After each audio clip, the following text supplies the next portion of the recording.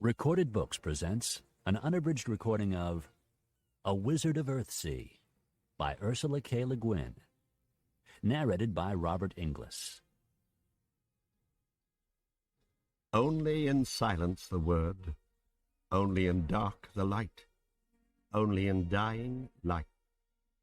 Bright the hawk's flight on the empty sky, the creation of air. Chapter 1. Warriors in the Mist. The island of Gaunt, a single mountain that lifts its peak a mile above the storm-racked northeast sea, is a land famous for wizards. From the towns in its high valleys and the ports on its dark, narrow bays, many a Gauntish man has gone forth to serve the lords of the archipelago in their cities as wizard or mage, or, looking for adventure, to wander working magic from isle to isle of all Earthsea. Of these, some say the greatest, and surely the greatest voyager, was the man called Sparrowhawk, who in his day became both Dragon Lord and Archmage.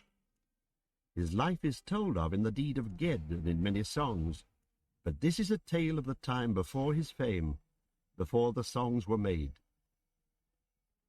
He was born in a lonely village called 10 Alders, high on the mountain at the head of the northward vale. Below the village, the pastures and ploughlands of the vale slope downward level below level towards the sea, and other towns lie on the bends of the river Ar. Above the village, only forest rises ridge behind ridge to the stone and snow of the heights. The name he bore as a child, Dooney, was given him by his mother, and that and his life were all she could give him, for she died before he was a year old.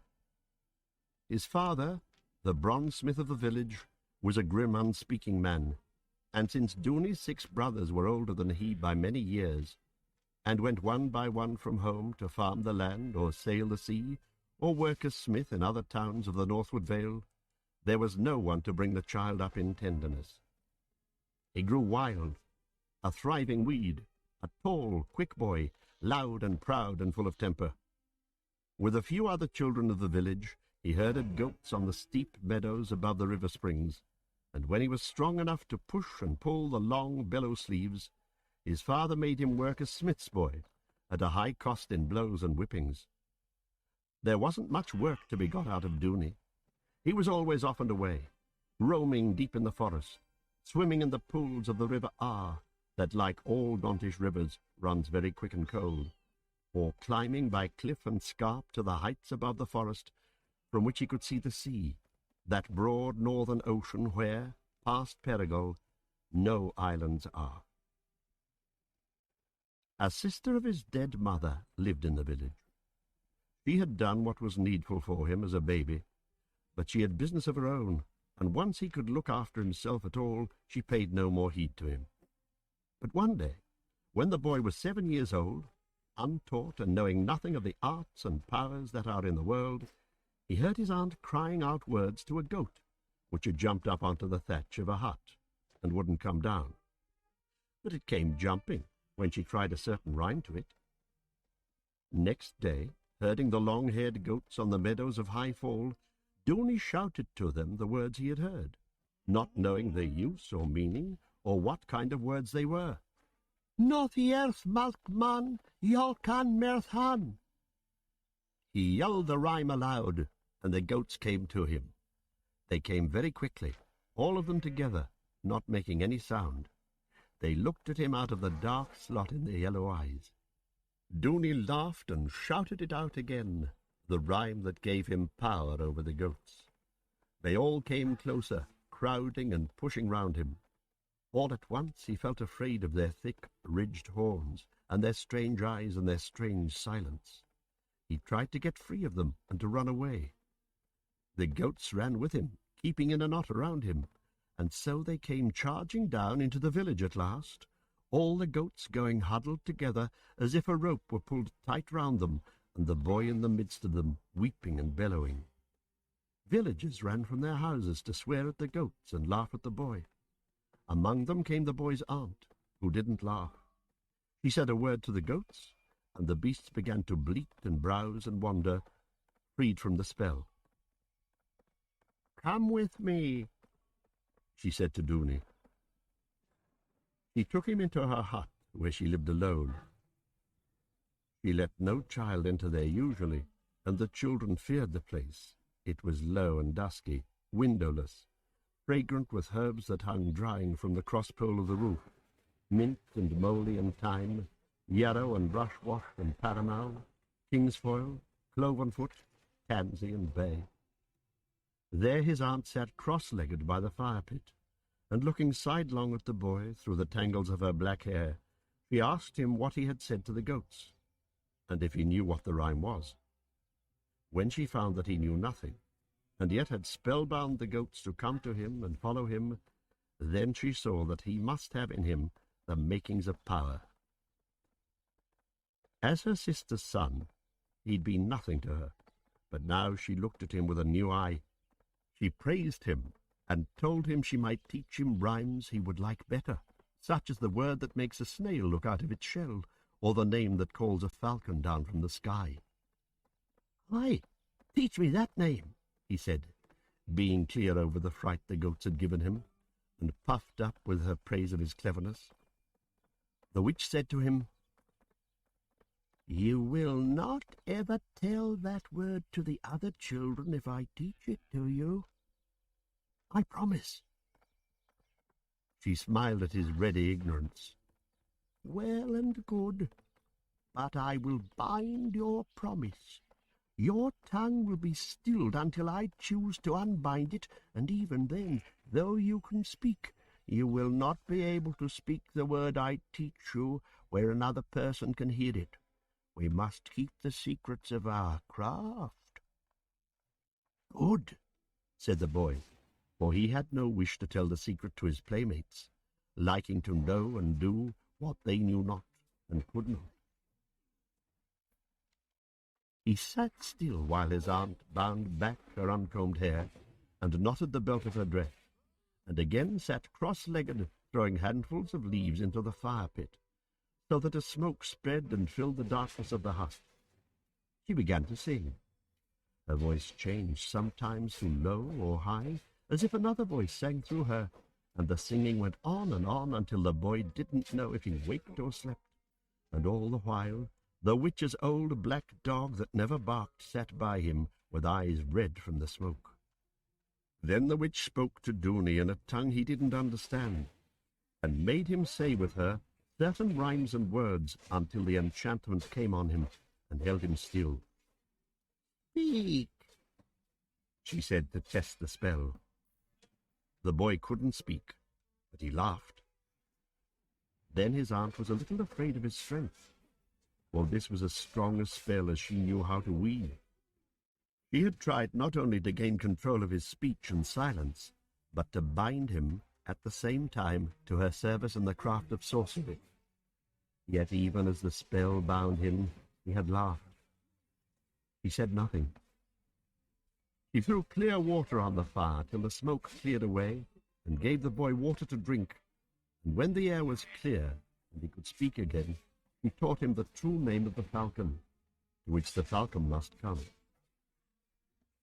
This was Dooney's first step on the way he was to follow all his life, the way of magery, the way that led him at last to hunt a shadow over land and sea to the lightless coasts of Death's kingdom.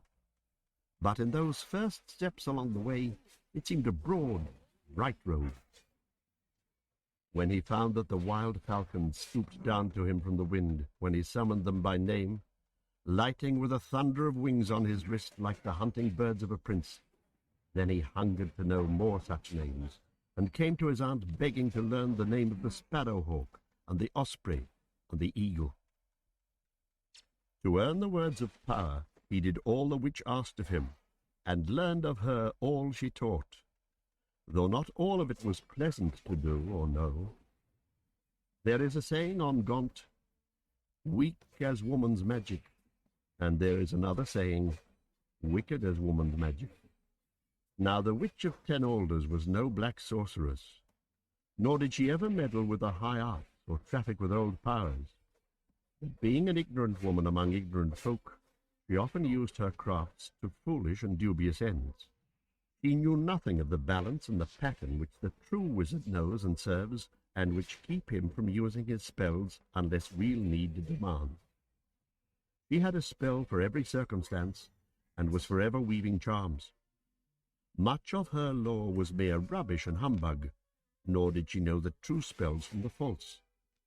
She knew many curses, and was better at causing sickness, perhaps, than at curing it. Like any village witch, she could brew up a love potion, but there were other, uglier brews she made to serve men's jealousy and hate. Such practices, however, she kept from her young prentice, and as far as she was able, she taught him honest craft. At first all his pleasure in the art magic was childlike, the power it gave him over bird and beast, and the knowledge of these. And indeed that pleasure stayed with him all his life. Seeing him in the high pastures, often with a bird of prey about him, the other children called him Sparrowhawk, and so he came by the name that he kept in later life as his use name, when his true name was not known. As the witch kept talking of the glory and the riches and the great power over men that a sorcerer could gain, he set himself to learn more useful lore. He was very quick at it. The witch praised him, and the children of the village began to fear him, and he himself was sure that very soon he would become great among men. So he went on from word to word and from spell to spell with the witch, till he was 12 years old, and had learned from her a great part of what she knew. Not much, but enough for the witch-wife of a small village, and more than enough for a boy of 12. She had taught him all her lore in herbals and healing, and all she knew of the crafts of finding, binding, mending, unsealing, and revealing. What she knew of chanters' tales and the great deeds she had sung him, and all the words of the true speech that she had learned from the sorcerer that taught her, he taught again to Dooney.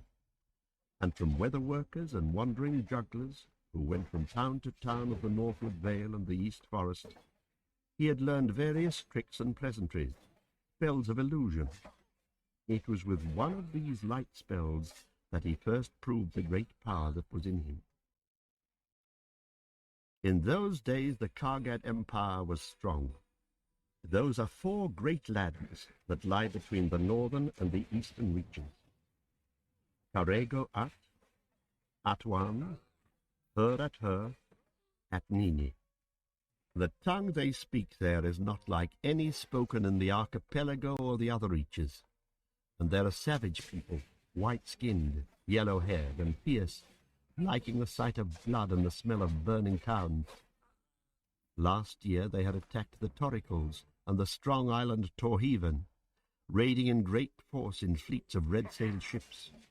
News of this came north to Gaunt, but the lords of Gaunt were busy with their piracy, and paid small heed to the woes of other lands.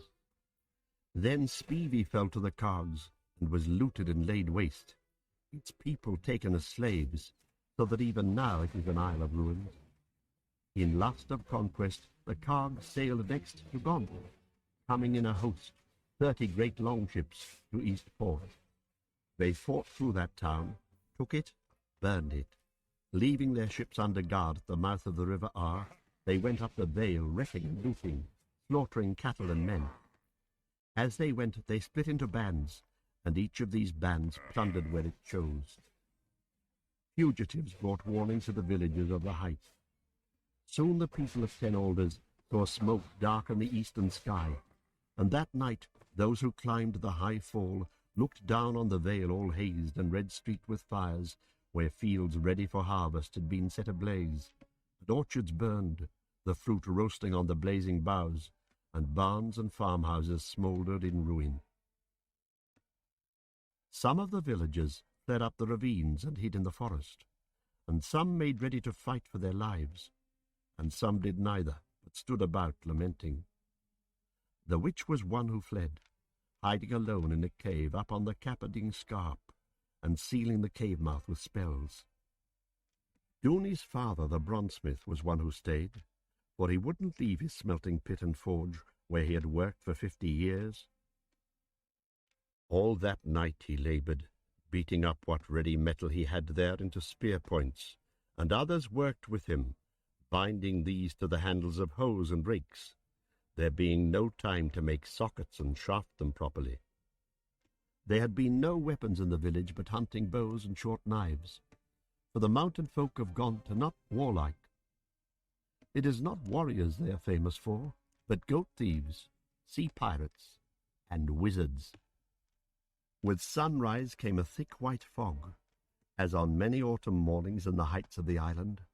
Among their huts and houses down the straggling street of 10 Alders, the villagers stood waiting with their hunting bows and new-forged spears, not knowing whether the cogs might be far off or very near, all silent, all peering into the fog that hid shapes and distances and dangers from their eyes.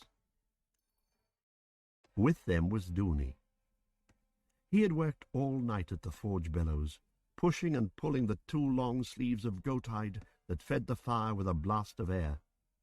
Now his arms so ached and trembled from that work that he couldn't hold out the spear he had chosen.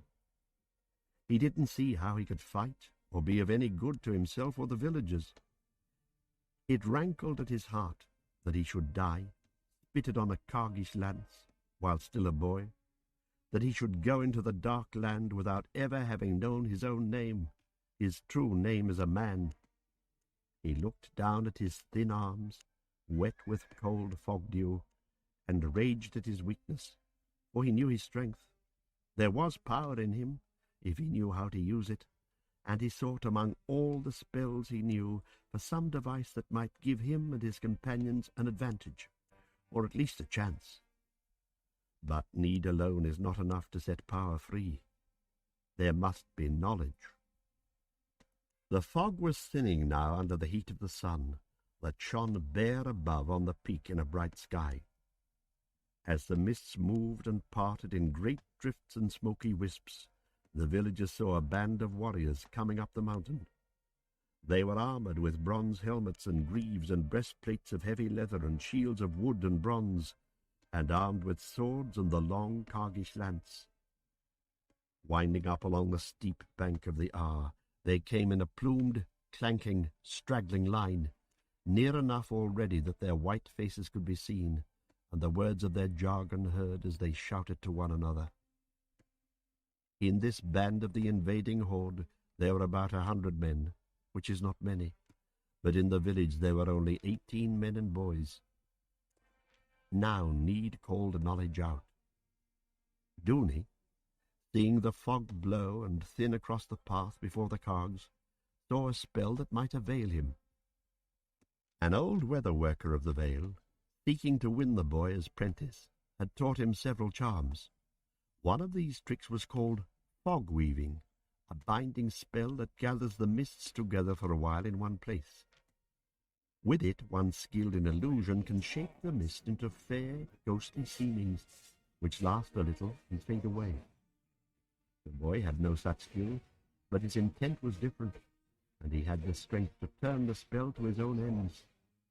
Rapidly and aloud, he named the places and the boundaries of the village, and then spoke the fog-weaving charm. But in among its words, he enlaced the words of a spell of concealment. At last he cried the word that set the magic going. Even as he did so, his father, coming up behind him, struck him hard on the side of the head, knocking him right down. "Be still, fool!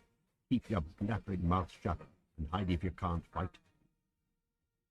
Dooney got to his feet. He could hear the cogs now at the end of the village, as near as the great yew tree by the Tanajard. Their voices were clear, and the clink and creak of their harness and arms, but they couldn't be seen. The fog had closed and thickened all over the village, greying the light, blurring the world till a man could hardly see his own hands before him. "I've hidden us all," Dooney said sullenly, for his head hurt from his father's blow, and the working of the doubled incantation had drained his strength. "I'll keep up this fog as long as I can. Get the others to lead them up to High Fall." The smith stared at his son, who stood wraith-like in that weird, dank mist. It took him a minute to see Dooney's meaning, but when he did, he ran at once, noiselessly, knowing every fence and corner of the village, to find the others and tell them what to do. Now through the grey fog bloomed a blur of red, as the cog set fire to the thatch of a house. Still they didn't come up into the village, but waited at the lower end till the mist should lift and lay bare their loot and prey. The tanner, whose house it was that burned, sent a couple of boys skipping right under the cog's noses, taunting and yelling and vanishing again like smoke into smoke. Meantime the older men, creeping behind fences and running from house to house, came close on the other side and sent a volley of arrows and spears at the warriors, who stood all in a bunch. One cog fell writhing with a spear, still warm from its forging, right through his body. Others were arrow-bitten, and all enraged. They charged forward then to hew down their puny attackers, but they found only the fog about them, full of voices. They followed the voices, stabbing ahead into the mist with their great, plumed, blood-stained lances. Up the length of the street they came shouting, and never knew they had run right through the village as the empty huts and houses loomed and disappeared again in the writhing grey fog. The villagers ran scattering, most of them keeping well ahead since they knew the ground. But some, boys or old men, were slow. The cogs, stumbling on them, drove their lances or hacked with their swords, yelling their war cry, the names of the white god-brothers of Atuan. Wooloa! Atwa! Some of the band stopped when they felt the land grow rough underfoot, but others pressed right on, seeking the phantom village, following dim, wavering shapes that fled just out of reach before them. All the mist had come alive with these fleeting forms, dodging, flickering, fading on every side. One group of the cogs chased the wraith straight to the high fall, the cliff's edge above the springs of Ar, and the shapes they pursued ran out onto the air, and there vanished in the thinning of the mist, while the pursuers fell screaming through fog and sudden sunlight 100 feet sheer to the shallow pools among the rocks. And those that came behind and didn't fall stood at the cliff's edge, listening. Now dread came into the cogs' hearts, and they began to seek one another, not the villagers, in the uncanny mist. They gathered on the hillside, and yet always there were wraiths and ghost shapes among them, and other shapes that ran and stabbed from behind with spear or knife and vanished again. The cogs began to run, all of them, downhill, stumbling, silent, until all at once they ran out from the grey blind mist and saw the river and the ravines below the village all bare and bright in morning sunlight. Then they stopped, gathering together, and looked back. A wall of wavering, writhing grey lay blank across the path, hiding all that lay behind it. Out from it burst 2 or 3 stragglers, lunging and stumbling along, their long lances rocking on their shoulders. Not one cog looked back more than that once. All went down, in haste, away from the enchanted place. Farther down the northward vale those warriors got their fill of fighting. The towns of the East Forest, from Ovark to the coast, had gathered their men and sent them against the invaders of Gaunt. Band after band they came down from the hills, and that day and the next the cogs were harried back down to the beaches above Eastport, where they found their ships burnt. So they fought with their backs to the sea till every man of them was killed, and the sands of Armagh were brown with blood until the tide came in. But on that morning in Ten Alders village, and up on the high fall, the dank grey fog had clung a while, and then suddenly it blew and drifted and melted away. This man and that stood up in the windy brightness of the morning, and looked about him, wondering. Here lay a dead cog with yellow hair, long, loose, and bloody. There lay the village tanner, killed in battle like a king. Down in the village, the house that had been set afire still blazed. They ran to put the fire out, since their battle had been won. In the street, near the great yew, they found Dooney, the bronzesmith's son, standing by himself, bearing no hurt, but speechless and stupid like one stunned.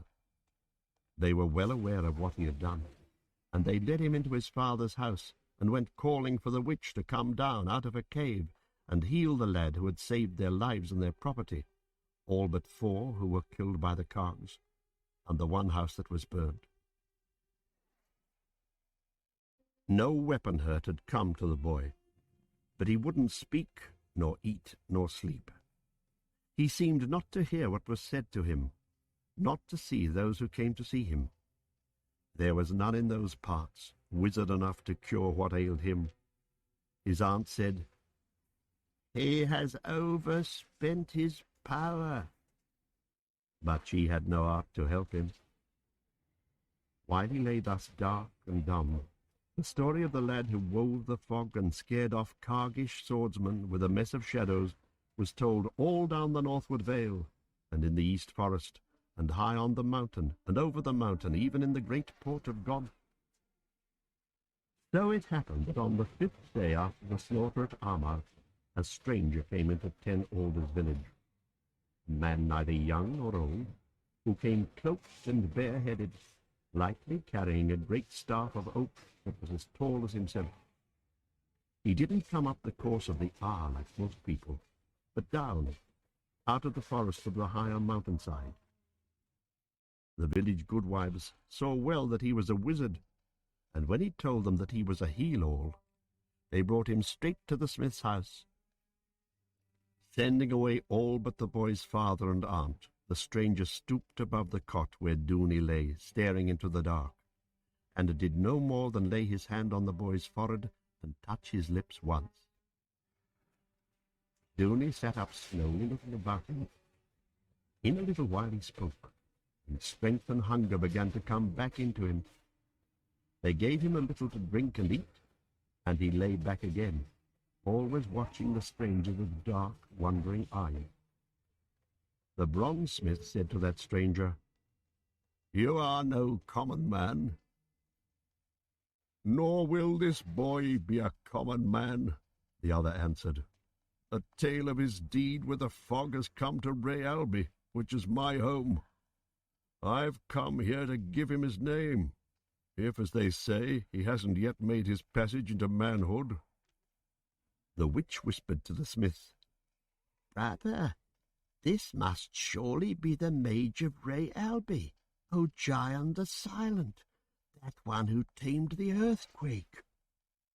"Sir," said the bronzesmith, who wouldn't let a great name daunt him, "my son will be 13 this month coming, but we thought to hold his passage at the Feast of Sun Return this winter." "Let him be named as soon as may be," said the mage, "for he needs his name. I have other business now, but I will come back here for the day you choose. If you see fit, I'll take him with me when I go thereafter, and if he prove apt, I'll keep him as prentice, or see to it that he's schooled as fits his gifts. For to keep dark the mind of the mage-born, that is a dangerous thing." Very gently O'Gion spoke, but with certainty, and even the hard-headed smith assented to all he said. On the day the boy was 13 years old, a day in the early splendor of autumn, while still the bright leaves are on the trees, O'Gion returned to the village from his rovings over Gaunt Mountain, and the ceremony of passage was held. The witch took from the boy his name Dooney, the name his mother had given him as a baby. Nameless and naked he walked into the cold springs of the Ar, where it rises among rocks under the high cliffs. As he entered the water, clouds crossed the sun's face, and great shadows slid and mingled over the water of the pool about him. He crossed to the far bank, shuddering with cold, but walking slow and erect as he should through that icy, living water.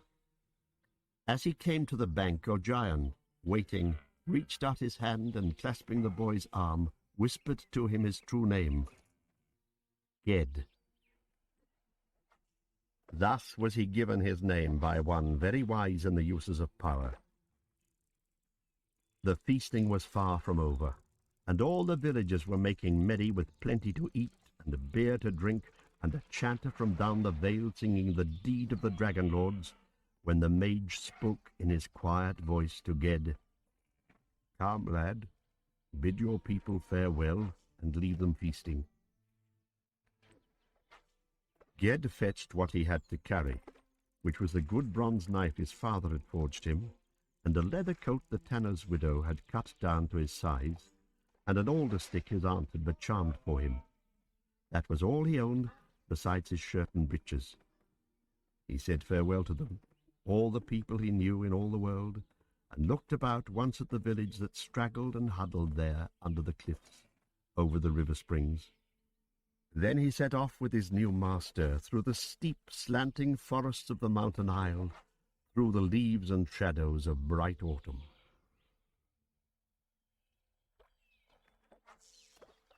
Chapter 2. The Shadow. Ged had thought that as the apprentice of a great mage, he would enter at once into the mystery and mastery of power.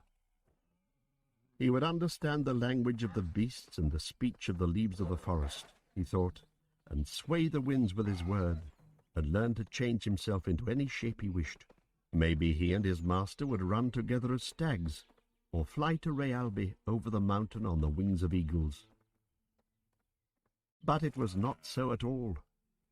They wandered, first down into the vale, and then gradually south and westward around the mountain, giving lodging in little villages or spending the night out in the wilderness, like poor journeymen sorcerers, or tinkers, or beggars. They entered no mysterious domain. Nothing happened. The mage's oaken staff that Ged had watched at first with eager dread was nothing but a stout staff to walk with. 3 days went by, and 4 days went by, and still O'Gion hadn't spoken a single charm in Ged's hearing, and hadn't taught him a single name or rune or spell.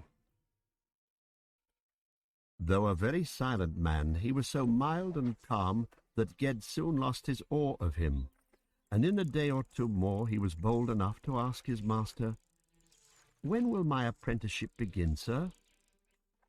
"It has begun," said O'Gion. There was a silence, as if Ged was keeping back something he had to say. Then he said it. "But I haven't learned anything yet." "Because you haven't found out what I'm teaching," replied the mage, going on at his steady, long-legged pace along their road, which was the high pass between Ovark and Wyss. He was a dark man, like most Gontish men, dark copper-brown, grey-haired, lean and tough as a hound, tireless. He spoke seldom, ate little, slept less. His eyes and ears were very keen, and often there was a listening look on his face. Ged didn't answer him. It's not always easy to answer a mage. "You want to work spells," O'Gion said presently, striding along. "You've drawn too much water from that well. Wait. Manhood is patience. Mastery is 9 times patience. What is that herb by the path?" "Strawflower." "And that?" "I don't know." "Fourfoil, they call it." O'Gion had halted, the copper-shod foot of his staff near the little weed, so Ged looked closely at the plant, and plucked a dry seed-pod from it, and finally asked, since O'Gion said nothing more, "What is its use, master?" "None I know of." Ged kept the seed-pod a while as they went on, then tossed it away. "When you know the fourfoil in all its seasons, root and leaf and flower, by sight and scent and seed, then you may learn its true name, knowing its being, which is more than its use. What, after all, is the use of you, or of myself? Is Gaunt Mountain useful, or the open sea?" O'Gion went on a half-mile or so, and said at last, to hear, one must be silent." The boy frowned. He didn't like to be made to feel a fool. He kept back his resentment and impatience and tried to be obedient, so that a giant would consent at last to teach him something, for he hungered to learn, to gain power. It began to seem to him, though, that he could have learned more walking with any herb-gatherer or village sorcerer, and as they went round the mountain westward into the lonely forests past Wis, he wondered more and more what was the greatness and the magic of this great mage or giant. For when it rained, O'Gion wouldn't even say the spell that every weather worker knows to send the storm aside. In a land where sorcerers come thick, like Gaunt or the Enlades, you may see a rain cloud blundering slowly from side to side and place to place as one spell shunts it on to the next, till at last it is buffeted out over the sea where it can rain in peace. But O'Gion let the rain fall where it would. He found a thick fir tree and lay down beneath it. Ged crouched among the dripping bushes, wet and sullen, and wondered what was the good of having power if you were too wise to use it, and wished he had gone as prentice to that old weather worker of the Vale, where at least he would have slept dry. He didn't speak any of his thoughts aloud. He said not a word. His master smiled, and fell asleep in the rain. Along toward sun-return, when the first heavy snows began to fall in the heights of Gaunt, they came to Ray Albi, O'Gion's home. It is a town on the edge of the high rocks of Oberfell, and its name means Falcon's Nest. From it one can see far below the deep harbour and the towers of the port of Gaunt, and the ships that go in and out of the gate of the bay between the armed cliffs. And far to the west across the sea one may make out the blue hills of Oronea, easternmost of the Inward Isles. The Mage's house, though large and soundly built of timber, with hearth and chimney rather than a fire pit, was like the huts of Ten Alders village, all one room, with a goat shed built onto one side. There was a kind of alcove in the west wall of the room, where Ged slept. Over his pallet was a window that looked out on the sea, but most often the shutters must be closed against the great winds that blew all winter from the west and north. In the dark warmth of that house, Ged spent the winter, hearing the rush of rain and wind outside, or the silence of snowfall, learning to write and read the 600 runes of Hardic. Very glad he was to learn this lore, for without it no mere rote learning of charms and spells will give a man true mastery.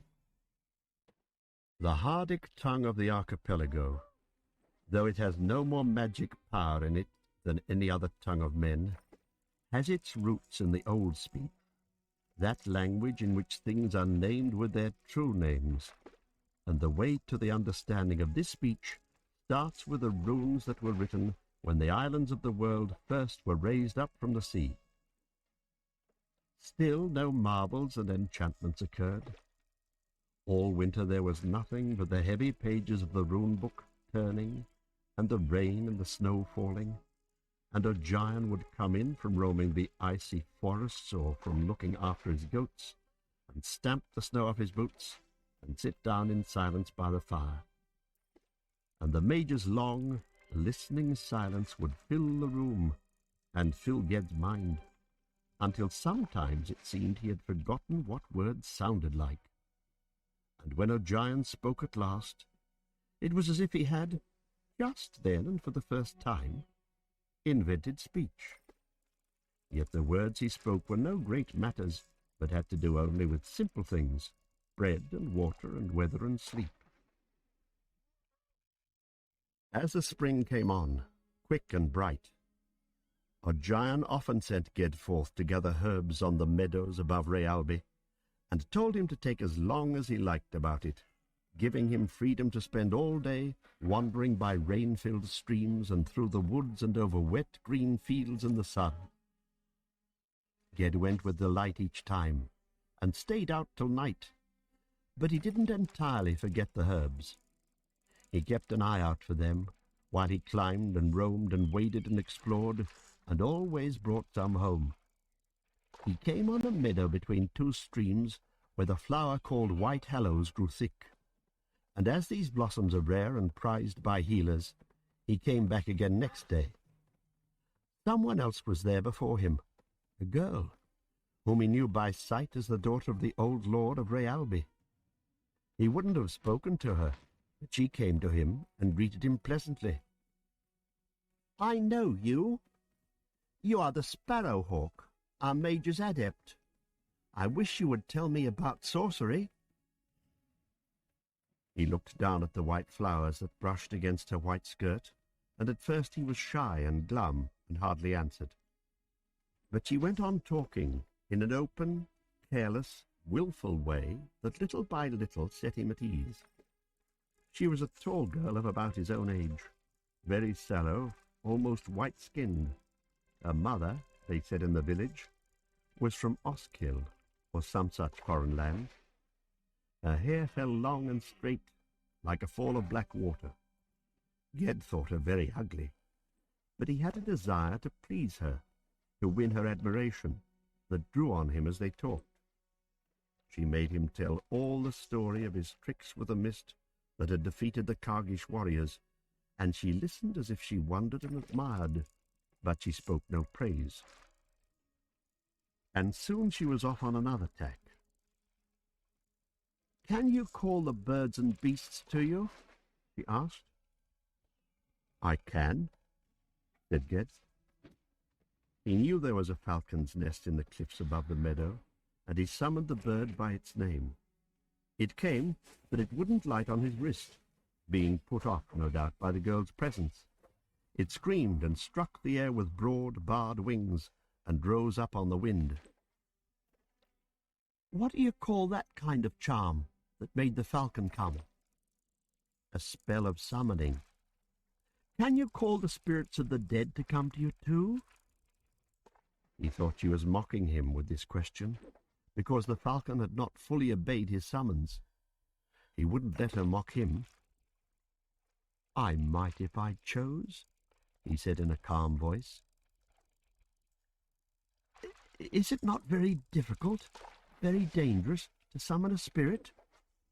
"Difficult? Yes. Dangerous?" He shrugged. This time he was almost certain there was admiration in her eyes. "Can you make a love charm?" "That is no mastery." "True," says she. "Any village witch can do it." "Can you do changing spells? Can you change your own shape, as wizards do, they say?" Again, he wasn't quite sure that she didn't ask the question mockingly, and so again he replied, "I might if I chose." She began to beg him to transform himself into anything he wished, a hawk, a bull, a fire, a tree. He put her off with short, secretive words, such as his master used, but he didn't know how to refuse flatly when she coaxed him. And besides, he didn't know whether he himself believed his boast or not. He left her, saying that his master the mage expected him at home, and he didn't come back to the meadow the next day. But the day after he came again, saying to himself that he should gather more of the flowers while they bloomed. She was there, and together they waded barefoot in the boggy grass, pulling the heavy white hallow blooms. The sun of spring shone, and she talked with him as merrily as any goat-herd lass of his own village. She asked him again about sorcery, and listened wide-eyed to all he told her, so that he fell to boasting again. Then she asked him if he wouldn't work a changing spell, and when he put her off, he looked at him, putting back the black hair from her face, and said, "Are you afraid to do it?" "No, I'm not afraid." She smiled a little disdainfully and said, "Maybe you're too young." That he would not endure. He didn't say much, but he resolved that he would prove himself to her. He told her to come back again to the meadow tomorrow, if she liked, and so took leave of her, and came back to the house while his master was still out. He went straight to the shelf and took down the 2 law books, which O'Gion had never yet opened in his presence. He looked for a spell of self-transformation, but being slow to read the runes yet, and understanding little of what he read, he couldn't find what he sought. These books were very ancient, O'Gion having them from his own master, Heleth Farseer, and Heleth from his master, the Mage of Perigol, and so back into the times of myth. Small and strange was the writing, overwritten and interlined by many hands, and all those hands were dust now.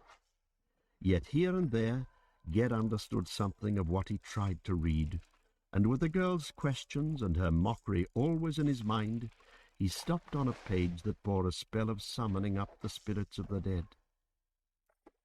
As he read it, puzzling out the runes and symbols one by one, a horror came over him. His eyes were fixed, and he couldn't lift them till he had finished reading all the spell. Then, raising his head, he saw it was dark in the house. He had been reading without any light in the darkness. He couldn't now make out the runes when he looked down at the book. Yet the horror grew in him, seeming to hold him bound in his chair. He was cold. Looking over his shoulder, he saw that something was crouching beside the closed door, a shapeless clot of shadow, darker than the darkness. It seemed to reach out towards him, and to whisper, and to call to him in a whisper, but he couldn't understand the words. The door was flung wide. A man entered with a white light flaming about him, a great bright figure who spoke aloud, fiercely and suddenly. The darkness and the whispering ceased and were dispelled. The horror went out of Ged, but still he was mortally afraid. For it was O'Gion the mage who stood there in the doorway with a brightness all about him, and the oaken staff in his hand burned with a white radiance. Saying no word, the mage came past Ged, and lighted the lamp, and put the books away on their shelf. Then he turned to the boy and said, "You will never work that spell, but in peril of your power and your life. Was it for that spell you opened the books?" "No, master," the boy murmured, and shamefully he told O'Gion what he had sought, and why. "You don't remember what I told you, that girl's mother, the Lord's wife, is an enchantress?" Indeed, O'Gion had once said this, but Ged hadn't paid much attention, though he knew by now that O'Gion never told him anything that he hadn't good reason to tell him. "The girl herself is half a witch already. It may be the mother who sent the girl to talk to you. It may be she who opened the book to the page you read. The powers she serves are not the powers I serve. I don't know her will, but I know she does not will me well. Ged, listen to me now. Have you never thought how danger must surround power as shadow does light? This sorcery is not a game we play for pleasure or for praise. Think of this. Every word, every act of our art is said and is done either for good or for evil. Before you speak or do, you must know the price that is to pay." Driven by his shame, Ged cried, "How am I to know these things when you teach me nothing? Since I live with you, I've done nothing, seen nothing." "Now you have seen something," said the mage, "by the door, in the darkness, when I came in." Ged was silent. O'Gion knelt down and built the fire on the hearth and lit it, for the house was cold. Then, still kneeling, he said in his quiet voice, "Ged, my young falcon, you're not bound to me or to my service. You didn't come to me, but I to you. You're very young to make this choice, but I can't make it for you. If you wish, I'll send you to Roke Island, where all high arts are taught. Any craft you undertake to learn, you will learn, for your power is great, greater even than your pride, I hope. I would keep you here with me, for what I have is what you lack, but I will not keep you against your will. Now choose between Ray Alby and Roke. Ged stood dumb, his heart bewildered. He had come to love this man of Giant, who had healed him with a touch, and who had no anger. He loved him, and he hadn't known it until now. He looked at the oaken staff leaning in the chimney corner, remembering the radiance of it that had burned out evil from the dark, and he yearned to stay with O'Gion, to go wandering through the forest with him, long and far, learning how to be silent. Yet other cravings were in him that would not be stilled, the wish for glory, the will to act. O'Gion seemed a long road towards mastery, a slow bypath to follow, when he might go sailing before the sea winds straight to the inmost sea, to the Isle of the Wise, where the air was bright with enchantments, and the Archmage walked amidst wonders. "Master," he said, "I will go to Roke." So a few days later, on a sunny morning of spring, O'Gion strode beside him down the steep road from the Overfell, 15 miles to the great port of Gaunt. There, at the land gate between carven dragons, the guards of the city of Gaunt, seeing the mage, knelt with bared swords and welcomed him. They knew him, and did him honor by the prince's order and their own will, for 10 years ago O'Gion had saved the city from earthquake that would have shaken the towers of the rich down to the ground and closed the channel of the armed cliffs with avalanche.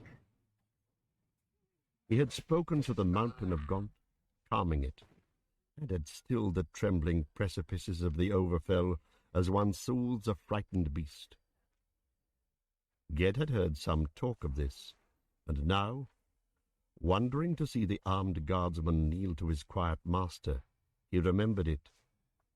He glanced up almost in fear at this man who had stopped an earthquake, but O'Gion's face was quiet as always. They went down to the quays, where the harbour master came hastening to welcome O'Gion and ask what service he might do. The mage told him, and at once he named a ship bound for the inmost sea, aboard which Ged might go as passenger. "Or they will take him as windbringer," he said, "if he has the craft. They have no weather worker aboard." "He has some skill with mist and fog, but none with sea winds," the maid said, putting his hand lightly on Ged's shoulder.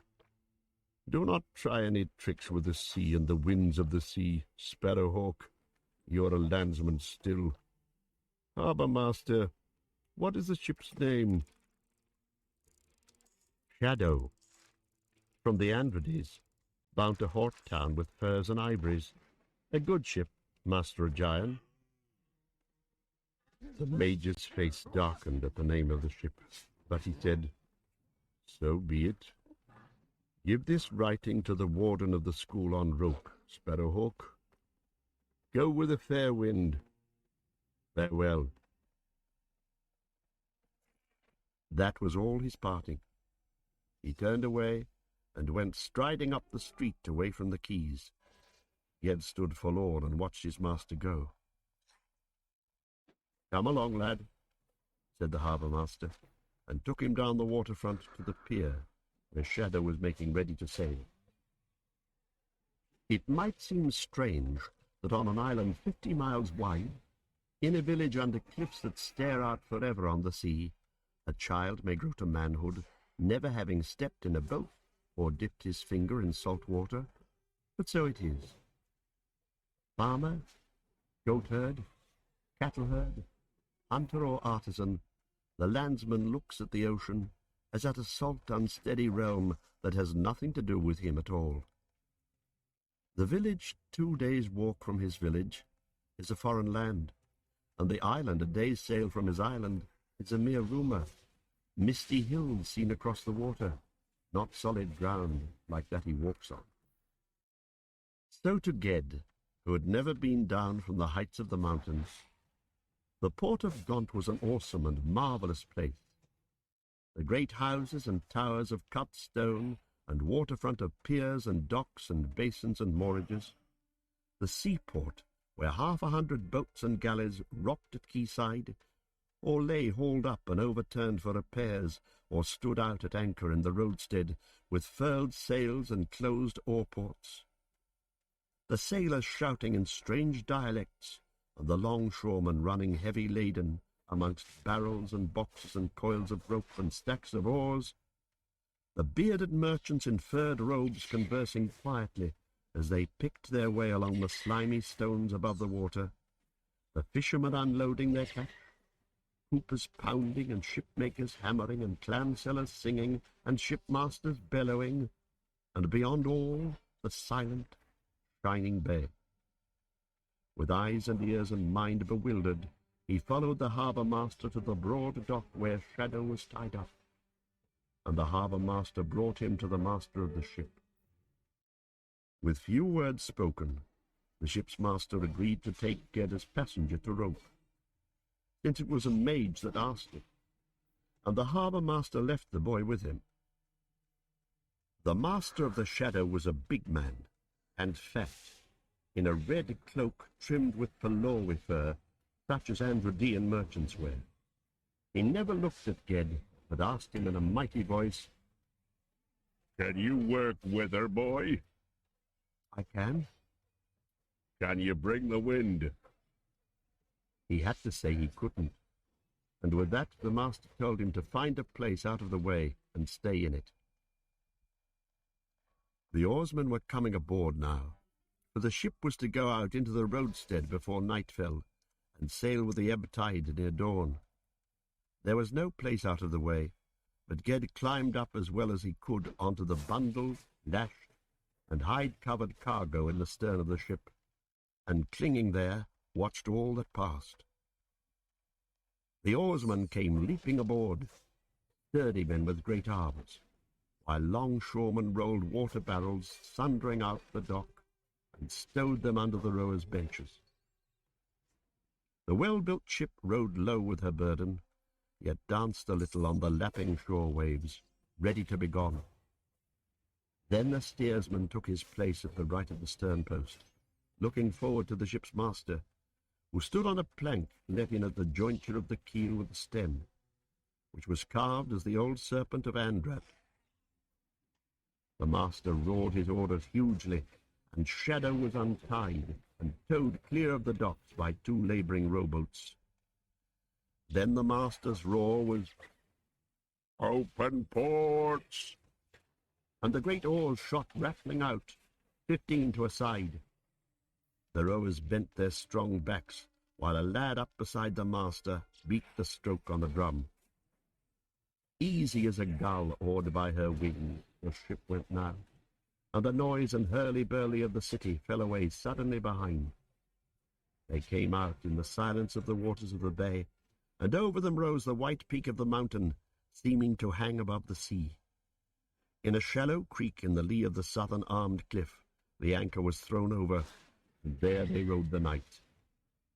Of the 70 crewmen of the ship, some were like Ged, very young in years, though all had made their passage into manhood. These lads called him over to share food and drink with them, and were friendly, though rough and full of jokes and jibes.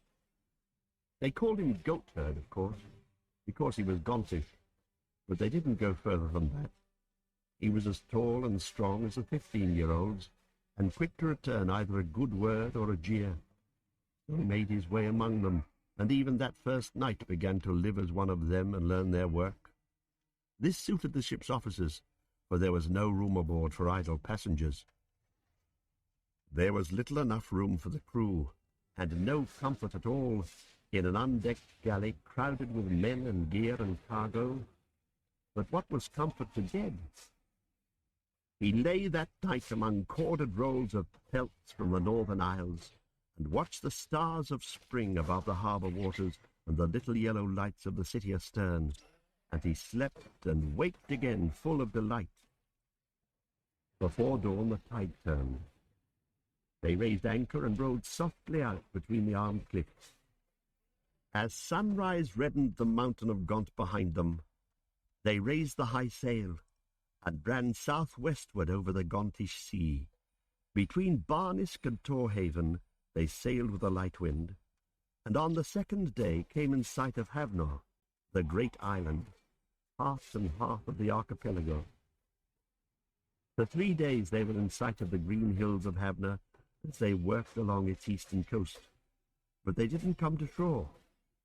Not for many years did Ged set foot on that land, or see the white towers of Havnor great port at the centre of the world. They lay over one night at Kembermouth, the northern port of Way Island, and the next at a little town on the entrance of Selfway Bay, and the next day passed the northern cape of O, and entered the Abavda Straits. There they dropped sail and rowed, always with land on either side, and always within hail of other ships, great and small, merchants and traders, some bound in from the outer reaches with strange cargo after a voyage of years, and others that hopped like sparrows from isle to isle of the inmost sea. Turning southward out of the crowded straits, they left Havnor astern, and sailed between the two fair islands of Ark and Elion, towered and terraced with cities, and then through rain and rising wind began to beat their way across the inmost sea to Roke Island. In the night, as the wind freshened to a gale, they took down both sail and mast, and the next day, all day, they rowed.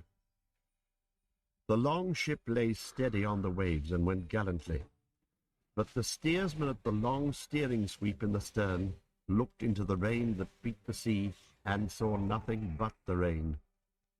They went southwest by the pointing of the magnet, knowing how they went, but not through what waters. Ged heard men speak of the shoal waters north of Roke, and of the Borrelus rocks to the east. Others argued that they might be far out of course by now, in the empty waters south of Cameron.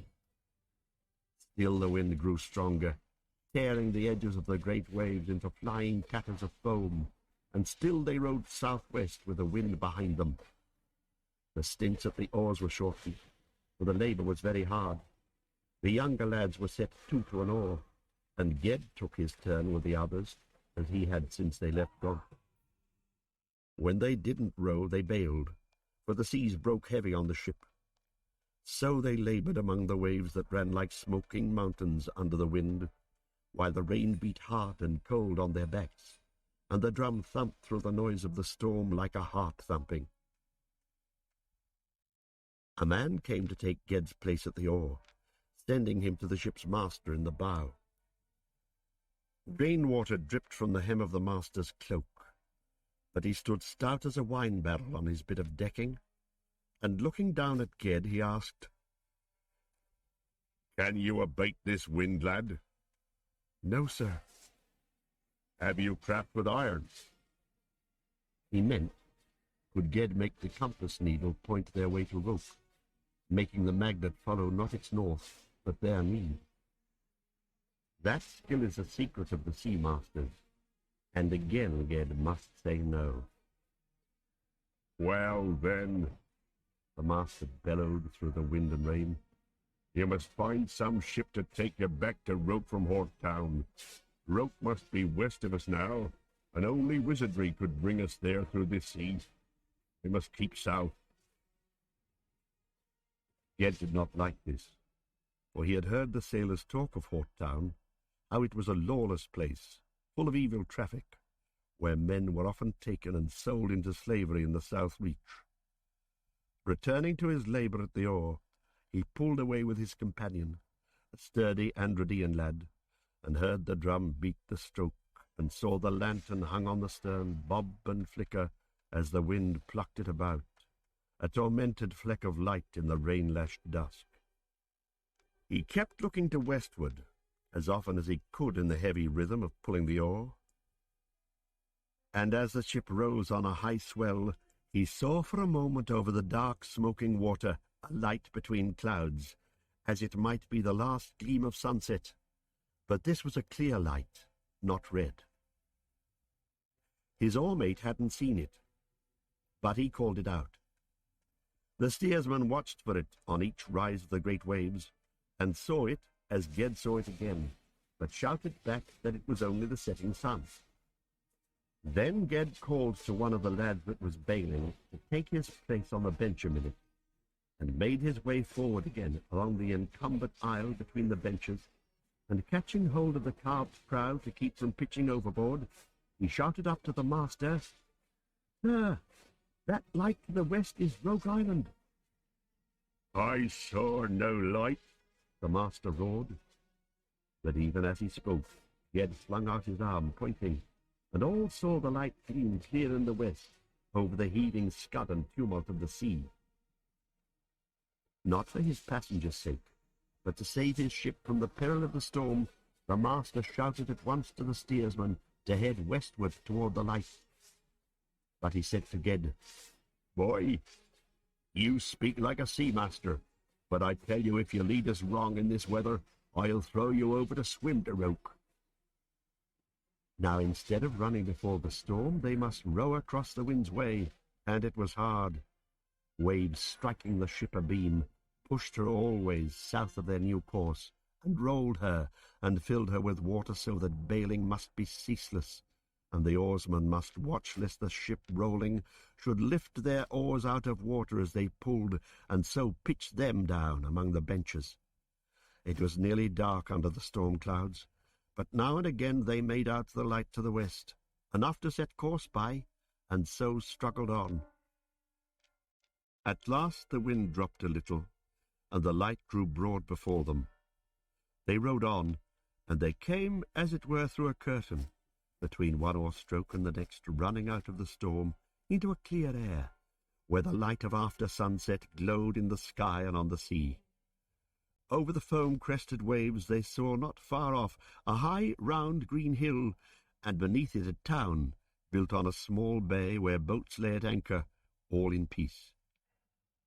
The steersman, leaning on his long sweep, turned his head and called, "Sir, is this true land or a witchery?" "Keep her as she goes, you witless woodenhead. Row, you spineless slave sons. That's Swill Bay and the Knoll of Roke, as any fool could see. Row!" So to the beat of the drum they rowed wearily into the bay. There it was still, so that they could hear the voices of people up in the town, and a bell ringing, and only far off the hiss and roaring of the storm. Clouds hung dark to north and east and south, a mile off all about the island. But over Roke stars were coming out one by one in a clear and quiet sky.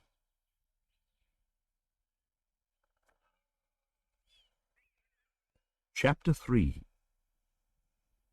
The School for Wizards. Ged slept that night aboard Shadow, and early in the morning parted with those first sea comrades of his, they shouting good wishes cheerily after him as he went up the docks. The town of Thwill is not large, its high houses huddling close over a few steep, narrow streets. To Ged, however, it seemed a city, and not knowing where to go, he asked the first townsman of Thwill he met where he would find the warder of the school on Roke. The man looked at him sidelong a while and said, "The wise don't need to ask, the fool asks in vain," and so went on along the street. Ged went uphill till he came out into a square, rimmed on three sides by the houses with their sharp slate roofs, and on the fourth side by the wall of a great building whose few small windows were higher than the chimney-tops of the houses. A fort or castle it seemed, built of mighty grey blocks of stone. In the square beneath it, market booths were set up, and there was some coming and going of people. Ged asked his question of an old woman with a basket of mussels, and she replied, "You cannot always find the warder where he is, but sometimes you find him where he is not," and went on trying her mussels to sell. In the great building, near one corner, there was a mean little door of wood. Ged went to this and knocked loud. To the old man who opened the door, he said, "I bear a letter from the Major Giant of Gaunt to the warder of the school on this island. I want to find the warder, but I will not hear more riddles and scoffing." "This is the school," the old man said mildly. "I'm the doorkeeper. Enter if you can." Ged stepped forward. It seemed to him that he had passed through the doorway, yet he stood outside on the pavement where he had stood before. Once more he stepped forward, and once more he remained standing outside the door. The doorkeeper, inside, watched him with mild eyes. Ged was not so much baffled as angry, for this seemed like a further mockery to him. With voice and hand, he made the opening spell which his aunt had taught him long ago. It was the prize among all her stock of spells, and he wove it well now. But it was only a witch's charm, and the power that held this doorway was not moved at all. When that failed, Ged stood a long while there on the pavement. At last he looked at the old man who waited inside. "I can't enter," he said unwillingly, "unless you help me." The doorkeeper answered, "Say your name." Then again Ged stood still a while, for a man never speaks his own name aloud until more than his life's safety is at stake. "I am Ged," he said aloud. Stepping forward then, he entered the open doorway. Yet it seemed to him that though the light was behind him, a shadow followed him in at his heels. He saw also, as he turned, that the doorway through which he had come was not plain wood, as he had thought, but ivory without joint or seam. It was cut, as he knew later, from a tooth of the great dragon. The door that the old man closed behind him was of polished horn, through which the daylight shone dimly, and on its inner face was carved the 1,000-leaved tree. "Welcome to this house, lad," the doorkeeper said, and without saying more, led him through the halls and corridors to an open court far inside the walls of the building. The court was partly paved with stone, but was roofless, and on a grass plot a fountain played under young trees in the sunlight. There Ged waited alone some while. He stood still, and his heart beat hard, for it seemed to him that he felt presences and powers at work unseen about him here, and he knew that this place was built not only of stone, but of magic stronger than stone. He stood in the innermost room of the House of the Wise, and it was open to the sky. Then suddenly he was aware of a man clothed in white, who watched him through the falling water of the fountain. As their eyes met, a bird sang aloud in the branches of the tree. In that moment, Ged understood the singing of the bird, and the language of the water falling in the basin of the fountain, and the shape of the clouds, and the beginning and end of the wind that stirred the leaves. It seemed to him that he himself was a word spoken by the sunlight. Then that moment passed, and he and the world were as before, or almost as before. He went forward to kneel before the Archmage, holding out to him the letter written by O'Gion. The Archmage Nemely, warder of Roke, was an old man, older, it was said, than any man then living. His voice quavered like the bird's voice when he spoke, welcoming Ged kindly. His hair and beard and robe were white, and it seemed as if all darkness and heaviness had been leached out of him by the slow usage of the years, leaving him white and worn as driftwood that has been a century adrift. "My eyes are old. I can't read what your master writes," he said in his quavering voice. "Read me the letter, lad." So Ged made out and read aloud the writing, which was in Hardic runes, and said no more than this: "Lord Nemely, I send you one who will be greatest of the wizards of Gaunt, if the wind blow true." This was signed not with O'Gian's true name, which Ged had never yet learned, but with O'Gian's rune, the closed mouth. "He who holds the earthquake on a leash has sent you, for which be doubly welcome. Young O'Gian was dear to me when he came here from Gaunt. Now tell me of the seas and portents of your voyage, lad." "A fair passage, lord, but for the storm yesterday." "What ship brought you here?" "Shadow, trading from the Andrades." "Whose will sent you here?" "My own." The Archmage looked at Ged and looked away, and began to speak in a tongue that Ged did not understand, mumbling as will an old man, whose wits go wandering among the years and islands. Yet in among his mumbling there were words of what the bird had sung and what the water had said falling. He was not laying a spell, and yet there was a power in his voice that moved Ged's mind, so that the boy was bewildered, and for an instant seemed to behold himself standing in a strange, vast desert place, alone among shadows. Yet all along he was in the sunlit court, hearing the fountain fall.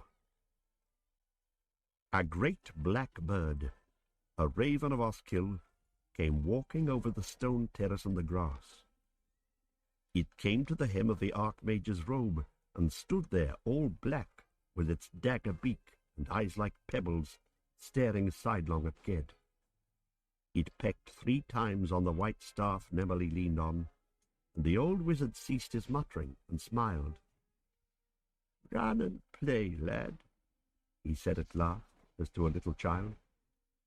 Ged knelt again on one knee to him. When he rose, the Archmage was gone. Only the raven stood eyeing him, its beak outstretched, as if to peck the vanished staff. It spoke in what Ged guessed might be the speech of Oskill.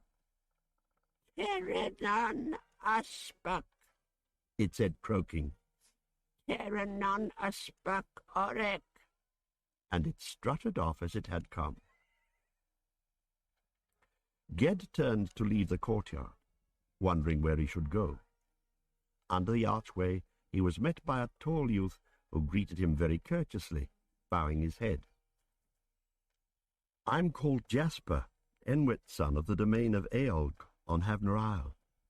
I'm at your service today, to show you about the great house and answer your questions as I can. How shall I call you, sir?"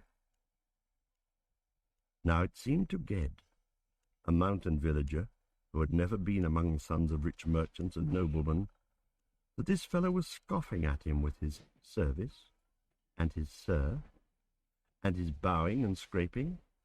He answered shortly, "Sparrowhawk, they call me." The other waited a moment, as if expecting some more mannerly response, and getting none, straightened up and turned a little aside.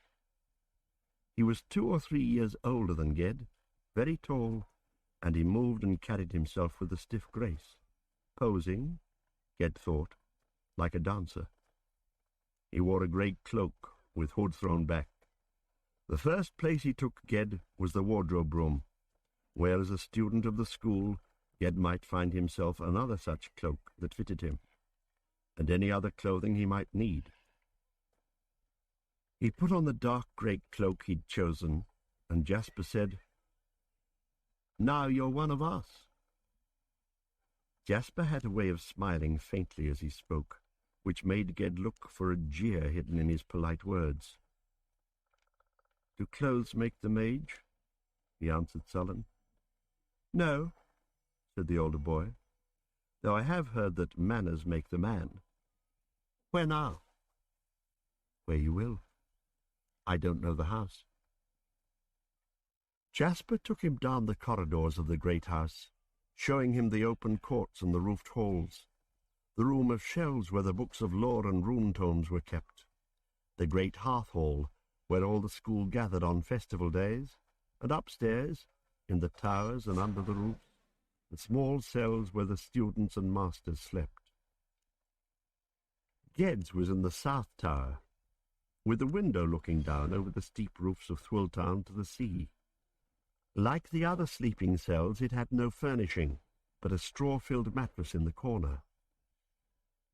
"We live very plain here," said Jasper, "but I expect you won't mind that." "I'm used to it." Presently, trying to show himself an equal of this polite, disdainful youth, he added, "I suppose you weren't when you first came." Jasper looked at him, and his look said without words, "What could you possibly know about what I, son of the Lord of the domain of Eolg on the Isle of Havna, am or am not used to?" What Jasper said aloud was simply, "Come on this way." A gong had been rung while they were upstairs, and they came down to eat the noon meal at the long table of the refectory, along with 100 or more boys and young men. Each waited on himself, joking with the cooks through the window hatches of the kitchen that opened into the refectory, loading his plate from great bowls of food that steamed on the sills, sitting where he pleased at the long table. "They say," Jasper told Ged, "that no matter how many sit at this table, there's always room." Certainly there was room, both for many noisy groups of boys talking and eating mightily, and for older fellows, their grey cloaks clasped with silver at the neck, who sat more quietly by pairs or alone, with grave, pondering faces, as if they had much to think about. Jasper took Ged to sit with a heavy-set fellow called Vetch, who said nothing much, but shovelled in his food with a will. He had the accent of the East Reach, and was very dark of skin, not red-brown like Ged and Jasper and most folk of the archipelago, but black-brown. He was plain, and his manners were not polished. He grumbled about the dinner when he had finished it, but then, turning to Ged, said, "At least it's not illusion, like so much around here. It sticks to your ribs." Ged didn't know what he meant, but he felt a certain liking for him, and was glad when after the meal he stayed with them. They went down into the town, that Ged might learn his way about it. Few and short as were the streets of Thwill, they turned and twisted curiously among the high-roofed houses, and the way was easy to lose. It was a strange town, and strange also its people, fishermen and workmen and artisans like any others, but so used to the sorcery that is ever at play on the Isle of the Wise that they seemed half sorcerers themselves.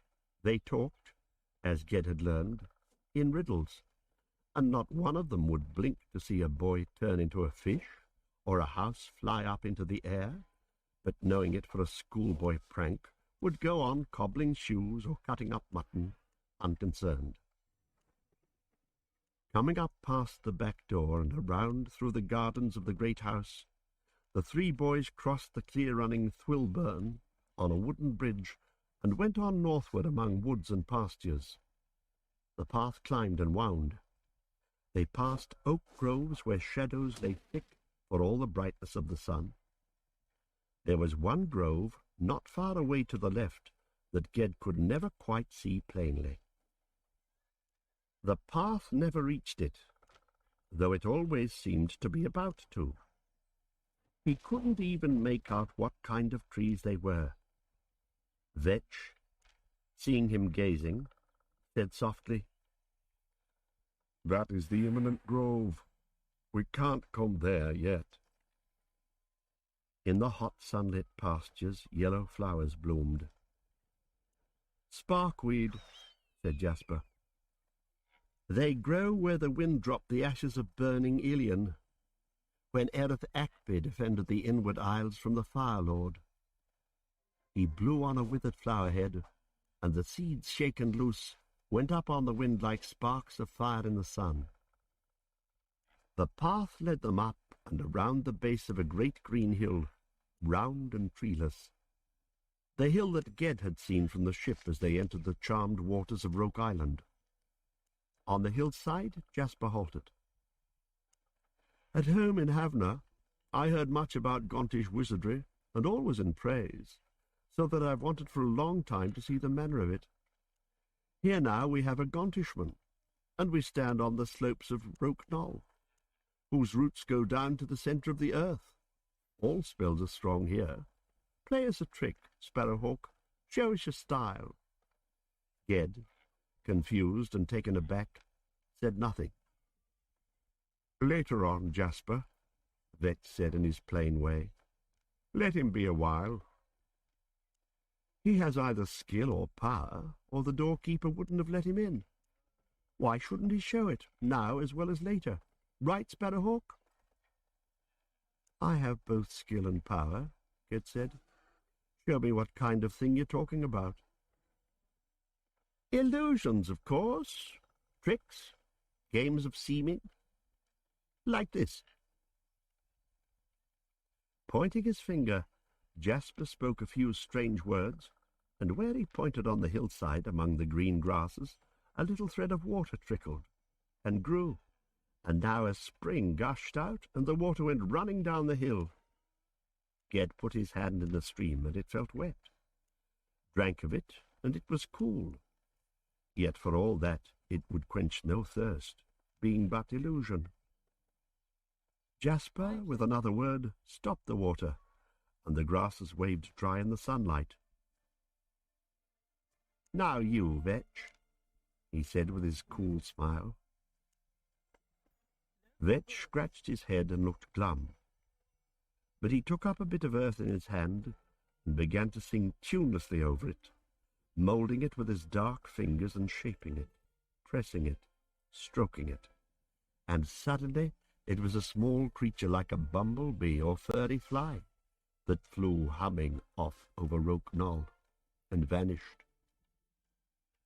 Ged stood staring, crestfallen. What did he know but mere village witchery, spells to call goats, cure warts, move loads or mend pots?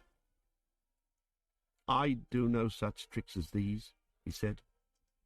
That was enough for Vetch, who was for going on, but Jasper said, "Why don't you?" "Sorcery's not a game. We Gontishmen don't play it for pleasure or praise," Ged answered haughtily. "What do you play it for?" Jasper inquired. "Money?" "No." But he couldn't think of anything more to say that would hide his ignorance and save his pride. Jasper laughed, not ill-humouredly, and went on, leading them on around Roke Knoll. And Ged followed, sullen and sore-hearted, knowing he had behaved like a fool and blaming Jasper for it. That night, as he lay wrapped in his cloak on the mattress in his cold, unlit cell of stone, in the utter silence of the great house of Roke, the strangeness of the place and the thought of all the spells and sorceries that had been worked there began to come over him heavily. Darkness surrounded him. Dread filled him. He wished he were anywhere else but Roke. But Vetch came to the door, a little bluish ball of wear-light nodding over his head to light the way, and asked if he could come in and talk a while. He asked Ged about Gont, and then spoke fondly of his own home isles of the East Reach, telling how the smoke of village hearth-fires is blown across the quiet sea at evening between the small islands with funny names, Port and Holp, Venway and Vemish, Iffish, Coppish, and Sneg. When he sketched the shapes of those lands on the stones of the floor with his finger to show Ged how they lay, the lines he drew shone dim, as if drawn with a stick of silver for a while before they faded. Vetch had been 3 years at the school, and soon would be made sorcerer. He thought no more of performing the lesser arts of magic than a bird thinks of flying. Yet a greater, unlearned skill he possessed, which was the art of kindness.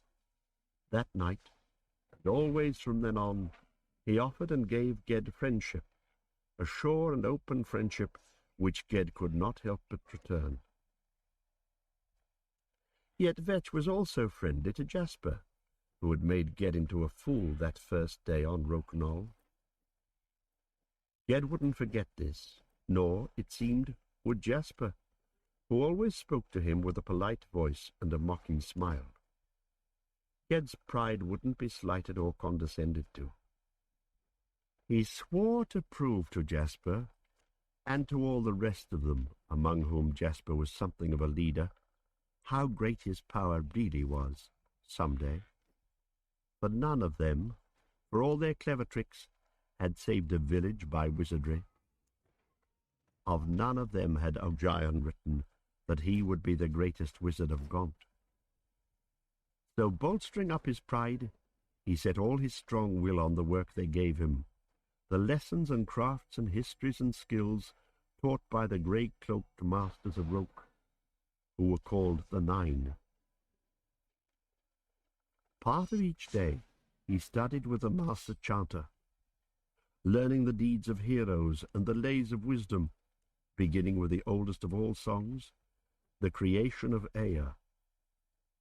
Then, with a dozen other lads, he would practice with the master wind key at arts of wind and weather. Whole bright days of spring and early summer they spent out in Roke Bay in light catboats, practicing steering by word and stilling waves and speaking to the world's wind and raising up the mage wind. These are very intricate skills, and frequently Ged's head got whacked by the swinging boom as the boat jibed under a wind suddenly blowing backwards. Or his boat and another collided, though they had the whole bay to navigate in. Or all 3 boys in his boat went swimming unexpectedly as the boat was swamped by a huge, unintended wave. There were quieter expeditions ashore, other days, with a master herbal who taught the ways and properties of things that grow, and the master hand taught sleight and jugglery and the lesser arts of changing. At all these studies Ged was apt, and within a month was bettering lads who had been a year at Roke before him. Especially the tricks of illusion came to him so easily that it seemed he had been born knowing them, and needed only to be reminded. The master hand was a gentle and light-hearted old man, who had endless delight in the wit and beauty of the crafts he taught. Ged soon felt no awe of him, but asked him for this spell and that spell, and always the master smiled and showed him what he wanted. But one day, having it in mind to put Jasper to shame at last, Ged said to the master hand in the court of seeming, "Sir, all these charms are much the same. Knowing one, you know them all, and as soon as the spell-weaving ceases, the illusion vanishes. Now, if I make a pebble into a diamond," and he did so with a word and a flick of his wrist, "what must I do to make that diamond remain diamond? How is the changing spell locked and made to last?" The master hand looked at the jewel that glittered on Ged's palm, bright as the prize of a dragon's hoard. The old master murmured one word, "Tolk," and there lay the pebble, no jewel but a rough grey bit of rock. The master took it and held it out on his own hand. "This is a rock. Tolk in the true speech," he said, looking mildly up at Ged now. "A bit of the stone of which Roke Island is made, a little bit of dry land on which men live. It is itself. It is part of the world. By the illusion change you can make it look like a diamond, or a flower, or a fly, or an eye, or a flame." The rock flickered from shape to shape as he named them, and returned to rock. "But that is mere seeming. Illusion fools the beholder's senses. It makes him see and hear and feel that the thing has changed. But it doesn't change the thing. To change this rock into a jewel, you must change its true name.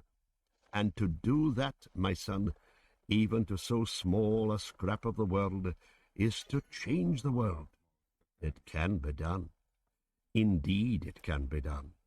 It is the art of the master changer, and you will learn it when you are ready to learn it. But you must not change one thing, one pebble, one grain of sand, until you know what good and evil will follow on that act. The world is in balance, in equilibrium. A wizard's power of changing and of summoning can shake the balance of the world. It is dangerous, that power. It is most perilous. It must follow knowledge and serve need. To light a candle is to cast a shadow. He looked down at the pebble again. "A rock is a good thing, too, you know," he said, speaking less gravely. "If the Isles of Earthsea were all made of diamond, we'd lead a hard life here. Enjoy illusions, lad, and let the rocks be rocks." He smiled, but Ged left dissatisfied. Press a mage for his secrets, and he would always talk, like Ogion, about balance and danger and the dark.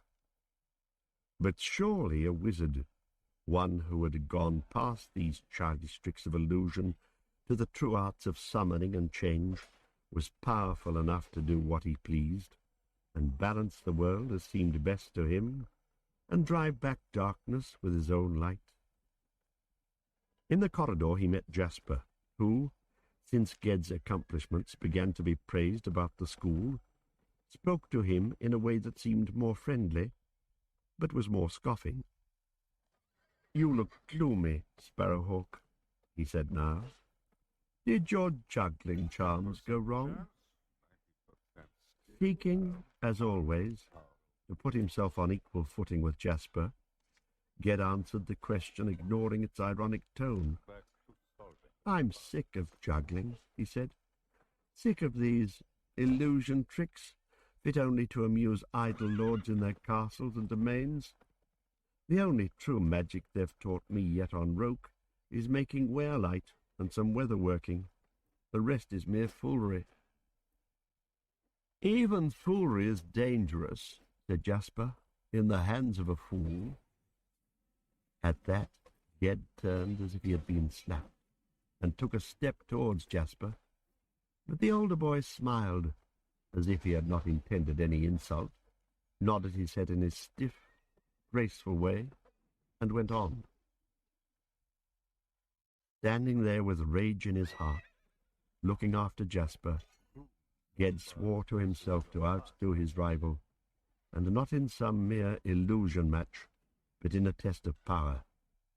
He would prove himself, and humiliate Jasper.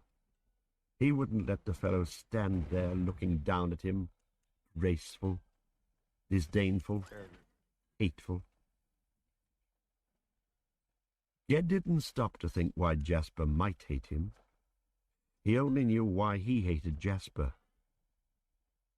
The other apprentices had soon learned they could seldom match themselves against Ged, either in sport or in earnest, and they said of him, some in praise and some in spite, "He's a wizard born. He'll never let you beat him." Jasper alone neither praised him nor avoided him, but simply looked down at him, smiling slightly. And therefore, Jasper stood alone as his rival, who must be put to shame. He didn't see, or wouldn't see, that in this rivalry, which he clung to and fostered as part of his own pride, there was anything of the danger, the darkness, of which the master hand had mildly warned him. When he was not moved by pure rage, he knew very well that he was as yet no match for Jasper or any of the older boys, and so he kept at his work and went on as usual. At the end of summer, the work was slackened somewhat, so there was more time for sport. Spellboat races down in the harbour, feats of illusion in the courts of the great house, and in the long evenings in the groves, wild games of hide and seek, where hiders and seeker were both invisible, and only voices moved laughing and calling among the trees, following and dodging the quick, faint were-lights. Then, as autumn came, they set to their tasks afresh, practicing new magic. So Ged's first months at Roke went by fast, full of passions and wonders. In winter it was different. He was sent with 7 other boys across Roke Island to the farthest northmost cape, where stands the Isolate Tower. There by himself lived the Master Namer, who was called by a name that had no meaning in any language, Coram Carmarak. No farm or dwelling lay within miles of the tower. Grim it stood above the northern cliffs. Grey were the clouds over the seas of winter, endless the lists and ranks and rounds of names that the Namer's 8 pupils must learn. Amongst them, in the tower's high room, Coram Carmarak sat on a high seat, writing down lists of names that must be learned before the ink faded at midnight, leaving the parchment blank again. It was cold and half dark, and always silent there, except for the scratching of the master's pen and the sighing, maybe, of a student who must learn before midnight the name of every cape, point, bay, sound, inlet, channel, harbour, shallows, reef and rock of the shores of Losso, a little islet of the Pelnish Sea. If the student complained, the master might say nothing, but lengthen the list. Or he might say, "He who would be sea master must know the true name of every drop of water in the sea." Ged sighed sometimes, but he didn't complain. He saw that in this dusty and fathomless matter of learning the true name of every place, thing, and being, the power he wanted lay like a jewel at the bottom of a dry well. For magic consists in this, the true naming of a thing. So Coram Carmarak had said to them once, their first night in the tower. He never repeated it, but Ged didn't forget his words. Many a mage of great power, he had said, has spent his whole life to find out the name of one single thing, one single lost or hidden name, and still the lists are not finished, nor will they be till world's end. Listen, and you will see why. In the world under the sun, and in the other world that has no sun, there is much that has nothing to do with men and men's speech, and there are powers beyond our power. But magic, true magic, is worked only by those beings who speak the Hardic tongue of Earthsea, or the old speech from which it grew. That is the language dragons speak, and the language Seagoy spoke, who made the islands of the world, and the language of our lays and songs, spells, enchantments, and invocations. Its words lie hidden and changed among our Hardic words. We call the foam on waves Sukian. That word is made from 2 words of the old speech, suk, feather, and Inian, the sea. Feather of the sea is foam, but you cannot charm the foam calling it Sukian. You must use its own true name in the old speech, which is Essa. Any witch knows a few of these words in the old speech, and a mage knows many.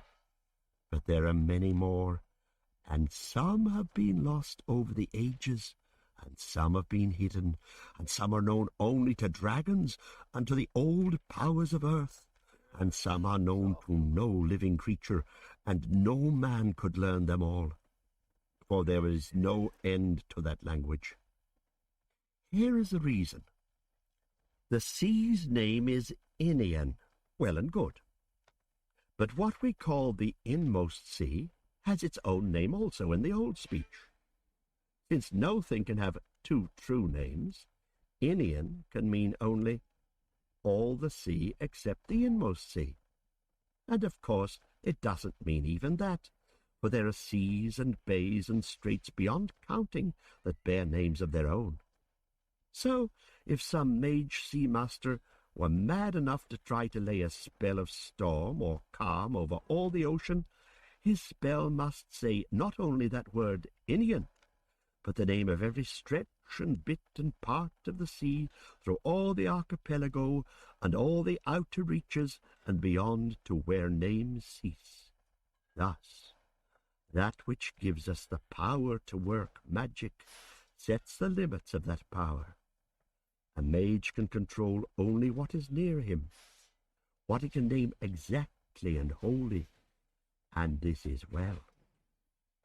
If it were not so, the wickedness of the powerful or the folly of the wise would long ago have sought to change what cannot be changed, and equilibrium would fail.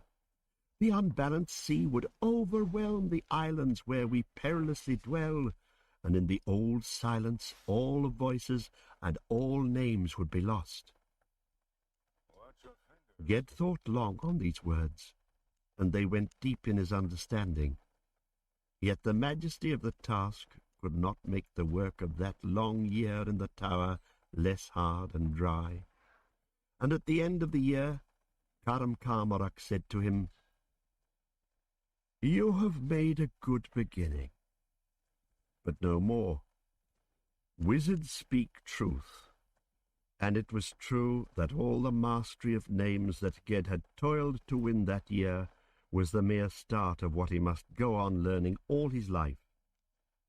He was let go from the isolated tower sooner than those who had come with him, for he had learned quicker, but that was all the praise he got. He walked south across the island alone in the early winter, along townless, empty roads. As night came on, it rained. He said no charm to keep the rain off him, for the weather of Roke was in the hands of the master wind key, and might not be tampered with. He took shelter under a great pendic tree, and lying there wrapped in his cloak, he thought of his old master Ogion, who might still be on his autumn wanderings over the heights of Gaunt, sleeping out with leafless branches for a roof and falling rain for house walls. That made Ged smile, for he found the thought of Ogion always a comfort to him. He fell asleep with a peaceful heart, there in the cold darkness, full of the whisper of water. At dawn waking, he lifted his head. The rain had ceased. He saw, sheltered in the folds of his cloak, a little animal curled up asleep, which had crept there for warmth. He wondered, seeing it, for it was a rare, strange beast, an otak. These creatures are found only on 4 southern isles of the archipelago, Roke, Ensmer, Pody, and Wathort. They are small and sleek, with broad faces, and fur dark brown or brindle, and great bright eyes. Their teeth are cruel and their temper fierce, so they are not made pets of. They have no call or cry or any voice. Ged stroked this one, and it woke and yawned, showing a small brown tongue and white teeth. but it was not afraid. "Otak," he said, and then, remembering the 1,000 names of beasts he had learned in the tower, he called it by its true name in the old speech. "Toheg, do you want to come with me?" The otak sat itself down on his open hand and began to wash its fur. He put it up on his shoulder in the folds of his hood, and there it rode. Sometimes during the day it jumped down and darted off into the woods, but it always came back to him, once with a wood mouse it had caught. He laughed and told it to eat the mouse, for he was fasting, this night before the festival of sun return. So he came in the wet dusk past Rokenol, and saw bright ware-lights playing in the rain over the roofs of the great house, and he entered there, and was welcomed by his masters and companions in the firelit hall. It was like a homecoming to Ged, who had no home to which he could ever return. He was happy to see so many faces he knew, and happiest to see Vetch come forward to greet him, with a wide smile on his dark face. He had missed his friend this year more than he knew. Vetch had been made sorcerer this fall, and was apprentice no more, but that set no barrier between them. They fell to talking at once, and it seemed to Ged that he said more to Vetch in that first hour than he had said during the whole long year at the isolate tower. The otak still rode his shoulder, nestling in the fold of his hood, as they sat at dinner at long tables set up for the festival in the hearth-hall. Vetch marvelled at the little creature, and once put up his hand to stroke it, but the otak snapped its sharp teeth at him. He laughed.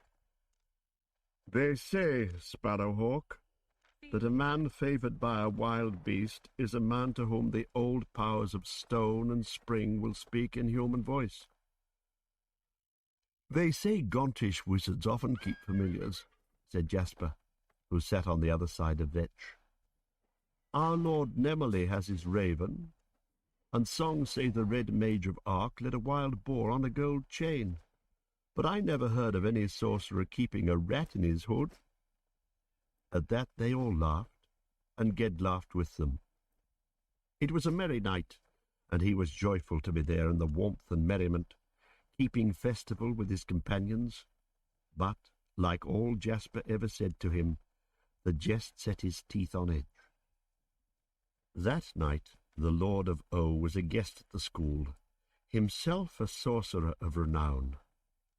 He had been a pupil of the Archmage, and returned sometimes to Roke for the winter festival or the long dance in summer.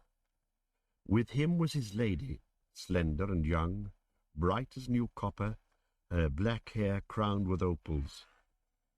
It was seldom that any woman sat in the halls of the great house, and some of the old masters looked at her sidelong, disapproving, but the young men looked at her with all their eyes. "For such a one," said Vetch to Ged, "I could work vast enchantments." He sighed and laughed. "She's only a woman," Ged replied. "The Princess Elfarin was only a woman," said Vetch, "and for her sake all Enlad was laid waste, and the hero Mage of Havna died, and the island Solea sunk beneath the sea." "Old tales," said Ged. But then he too began to look at the Lady of O, wondering if indeed this was such mortal beauty as the old tales told of. The master chanter had sung the deed of the young king, and all together had sung the winter carol. Now, when there was a little pause before they all rose from the tables, Jasper got up and went to the table nearest the hearth, where the Archmage and the guests and master sat, and he spoke to the Lady of O. Jasper was no longer a boy, but a young man, tall and comely, with his cloak clasped at the neck with silver. For he also had been made sorcerer this year, and the silver clasp was the token of it. The lady smiled at what he said, and the opals shone in her black hair, radiant. Then, the masters nodding benign consent, Jasper worked an illusion charm for her. A white tree he made spring up from the stone floor. Its branches touched the high roof beams of the hall, and on every twig of every branch a golden apple shone, each a sun, for it was the year tree. A bird flew among the branches suddenly, all white, with a tail like a fall of snow, and the golden apples dimming turned to seeds, each one a drop of crystal. These, falling from the tree with a sound like rain, all at once there came a sweet fragrance, while the tree, swaying, put forth leaves of rosy fire and white flowers like stars. So the illusion faded. The Lady of O cried out with pleasure, and bent her shining head to the young sorcerer in praise of his mastery. "Come with us. Live with us in Otokni. Can he not come, my lord?" he asked, childlike, of her stern husband. But Jasper said only, "When I have learned skills worthy of my masters here, and worthy of your praise, my lady, then I will gladly come, and serve you ever gladly." So he pleased all there, except Ged. Ged joined his voice to the praises, but not his heart. "I could have done better," he said to himself, in bitter envy, and all the joy of the evening was darkened for him after that.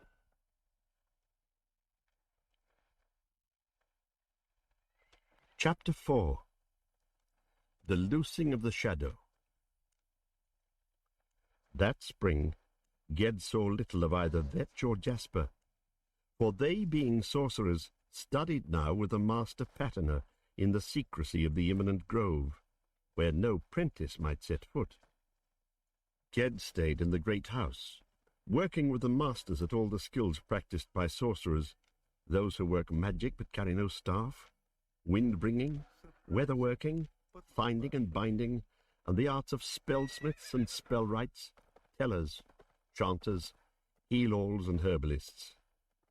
At night, alone in his sleeping cell, a little ball of whirlight burning above the book in place of lamp or candle, he studied the further runes and the runes of air, which are used in the great spells. All these crafts came easy to him, and it was rumoured among the students that this master or that had said that the Gontish lad was the quickest student that had ever been at Roke, and tales grew up concerning the Otak, which was said to be a disguised spirit who whispered wisdom in Ged's ear. And it was even said that the Archmage's raven had hailed Ged at his arrival as Archmage to be. Whether or not they believed such stories, and whether or not they liked Ged, most of his companions admired him, and were eager to follow him when the rare wild mood came over him, and he joined them to lead their games on the lengthening evenings of spring. But for the most part, he was all work and pride and temper, and held himself apart. Among them all, Vetch being absent, he had no friend, and never knew he wanted one. He was 15, very young to learn any of the high arts of wizard or mage, those who carry the staff, but he was so quick to learn all the arts of illusion that the master changer, himself a young man, soon began to teach him apart from the others, and to tell him about the true spells of shaping. He explained how, if a thing is really to be changed into another thing, it must be renamed for as long as the spell lasts, and he told how this affects the names and natures of things surrounding the transformed thing. He spoke of the perils of changing, above all when the wizard transforms his own shape, and thus is liable to be caught in his own spell. Little by little, drawn on by the boy's sureness of understanding, the young master began to do more than merely tell him of these mysteries. He taught him first one, and then another of the great spells of change, and he gave him the book of shaping to study. This he did without knowledge of the Archmage, and unwisely, yet he meant no harm. Ged worked also with a master summoner now, but that master was a stern man, aged and hardened by the deep and sombre wizardry he taught. He dealt with no illusion, only true magic, the summoning of such energies as light and heat, and the force that draws the magnet. And those forces men perceive as weight, form, colour, sound, real powers, drawn from the immense, fathomless energies of the universe, which no man's spells or uses could exhaust or unbalance. The weather workers and sea masters calling upon wind and water were crafts already known to his pupils, but it was he who showed them why the true wizard uses such spells only at need, since to summon up such earthly forces is to change the earth of which they are a part. "Rain on Roke may be drouth in Oskill," he said, "and a calm in the east reach may be storm and ruin in the west, unless you know what you're about." As for the calling of real things and living people, and the raising up of spirits of the dead, and the invocations of the unseen, those spells which are the height of the summoner's art and the mage's power, those he scarcely spoke of to them. Once or twice Ged tried to lead him, to talk a little of such mysteries, but the master was silent, looking at him long and grimly, till Ged grew uneasy and said no more. Sometimes, indeed, he was uneasy working even such lesser spells as the summoner taught him. There were certain runes on certain pages of the law book that seemed familiar to him, though he didn't remember in what book he had ever seen them before.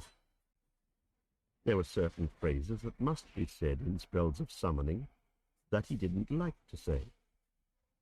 They made him think, for an instant, of shadows in a dark room, of a shut door, and shadows reaching out to him from the corner by the door. Hastily he put such thoughts or memories aside and went on. These moments of fear and darkness, he said to himself, were the shadows merely of his ignorance. The more he learned, the less he would have to fear, until finally, in his full power as wizard, he needed fear nothing in the world, nothing at all. In the second month of that summer, all the school gathered again at the great house to celebrate the moon's night and the long dance, which that year fell together as one festival of 2 nights, which happens but once in 52 years. All the first night, the shortest night to full moon of the year, flutes played out in the fields, and the narrow streets of Thwill were full of drums and torches, and the sound of singing went out over the moonlit waters of Roke Bay. As the sun rose next morning, the chanters of Roke began to sing the long Deed of Erith Akbe, which tells how the white towers of Havna were built, and of Erith Akbe's journeys from the old island, Ea, through all the archipelago and the reaches, until at last, in the uttermost west reach, on the edge of the open sea, he met the dragon Orm, and his bones in shattered armour lie among the dragon's bones on the shore of lonely Celador. But his sword, set atop the highest tower of Havnor, still burns red in the sunset above the inmost sea. When the chant was finished, the long dance began.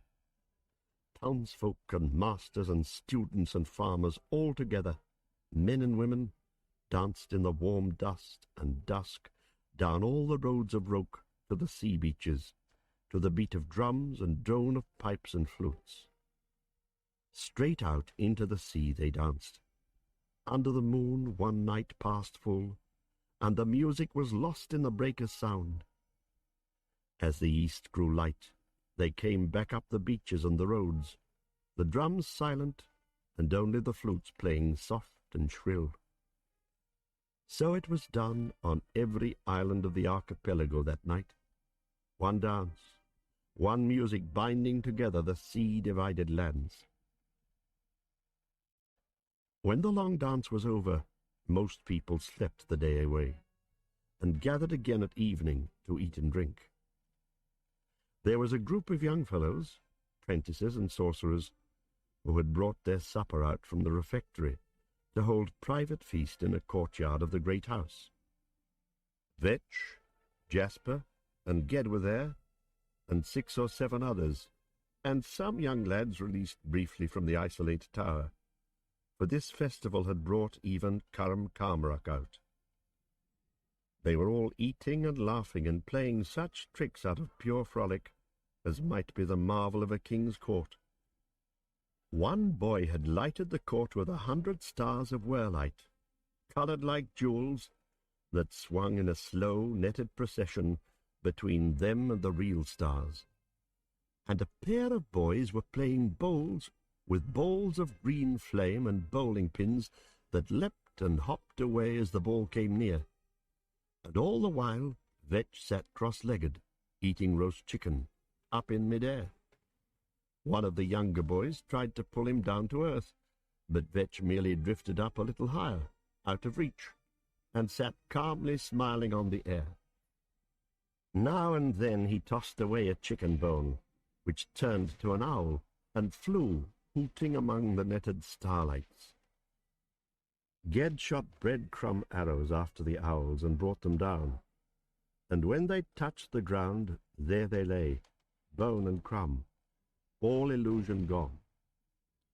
Ged also tried to join Vetch up in the middle of the air, but lacking the key of the spell, he had to flap his arms to keep aloft, and they were all laughing at his flights and flaps and bumps.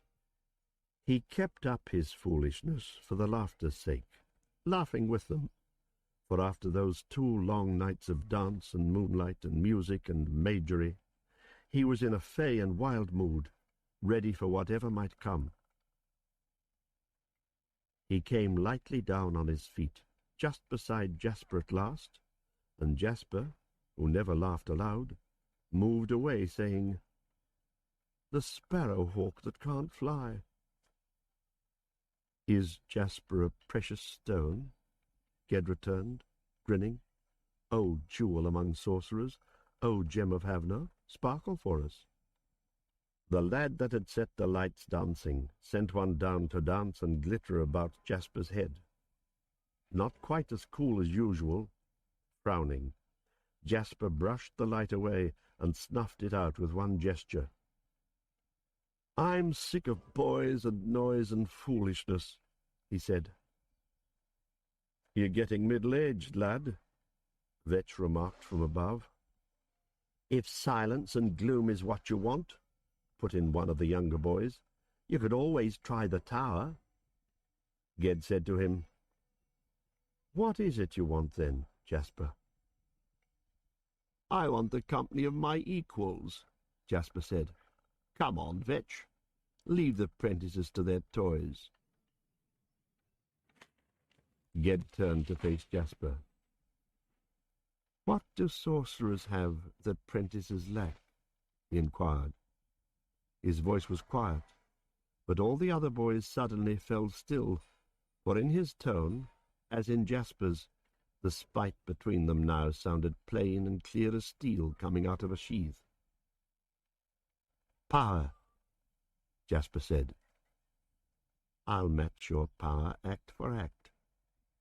"You challenge me?" "I challenge you." Vetch had dropped down to the ground, and now he came between them, grim of face. "Duels in sorcery are forbidden to us, and well you know it. Let this cease." Both Ged and Jasper stood silent, for it was true they knew the lore of Roke, and they also knew that Vetch was moved by love, and themselves by hate. Yet their anger was balked, not cooled. Presently, moving a little aside, as if to be heard by Vetch alone, Jasper spoke, with his cool smile. "I think you'd better remind your goat-herd friend again of the law that protects him. He looked sulky. I wonder, did he really think I'd accept a challenge from him? A fellow who smells of goats? A prentice who doesn't know the first change?"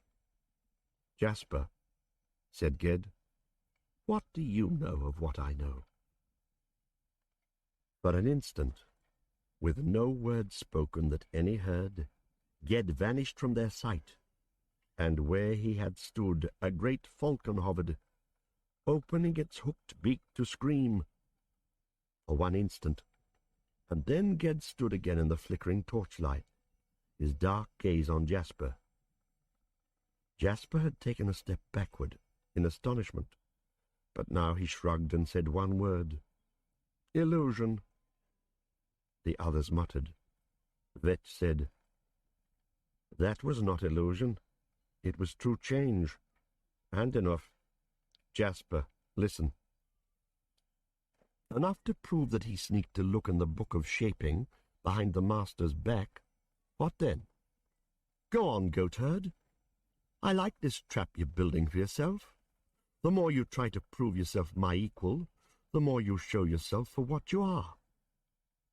At that, Vetch turned from Jasper and said very softly to Ged, "Sparrowhawk, will you be a man and drop this now? Come with me."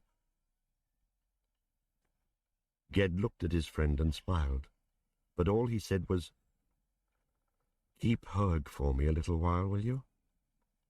He put into Vetch's hands the little otak, which as usual had been riding on his shoulder.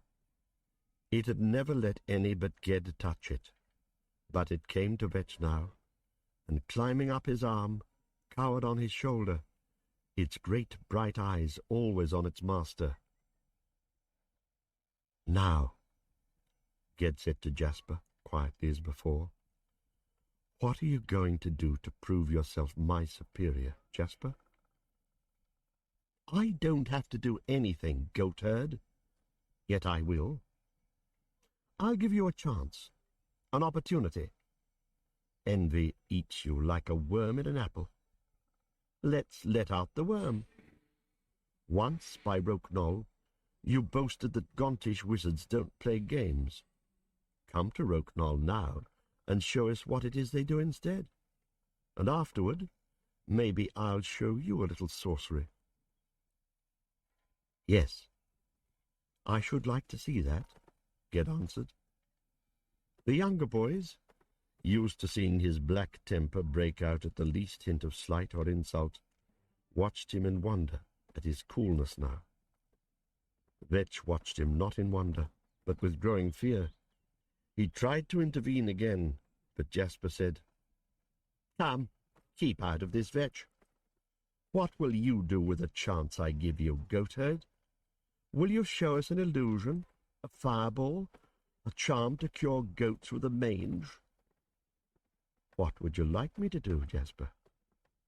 The older lad shrugged. "Summon up a spirit from the dead for all I care." "I will." "You will not." Jasper looked straight at him, rage suddenly flaming out over his disdain. "You will not. You cannot. You brag and brag. By my name, I will do it." They all stood utterly motionless for a moment. Breaking away from Vetch, who would have held him back by main force, Ged strode out of the courtyard, not looking back. The dancing were-lights overhead died out, sinking down. Jasper hesitated a second, then followed after Ged, and the rest came straggling behind, in silence, curious and afraid. The slopes of Roquenol went up dark into the darkness of summer night before moonrise. The presence of that hill where many wonders had been worked was heavy, like a weight in the air about them. As they came onto the hillside, they thought of how the roots of it were deep, deeper than the sea, reaching down even to the old, blind, secret fires at the world's core. They stopped on the east slope. Stars hung over the black grass above them on the hill's crest. No wind blew. Ged went a few paces up the slope, away from the others, and turning, said in a clear voice, "Jasper, whose spirit shall I call?" "Call whom you like. None will listen to you." Jasper's voice shook a little, with anger perhaps. Ged answered him softly, mockingly. "Are you afraid?" He didn't even listen for Jasper's reply, if he made one. He no longer cared about Jasper. Now that they stood on Rope Knoll, hate and rage were gone, replaced by utter certainty. He need envy no one.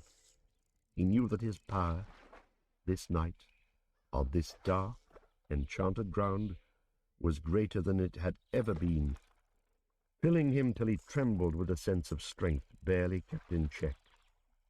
He knew now that Jasper was far beneath him, had been sent perhaps only to bring him here tonight. No rival, but a mere servant of Ged's destiny.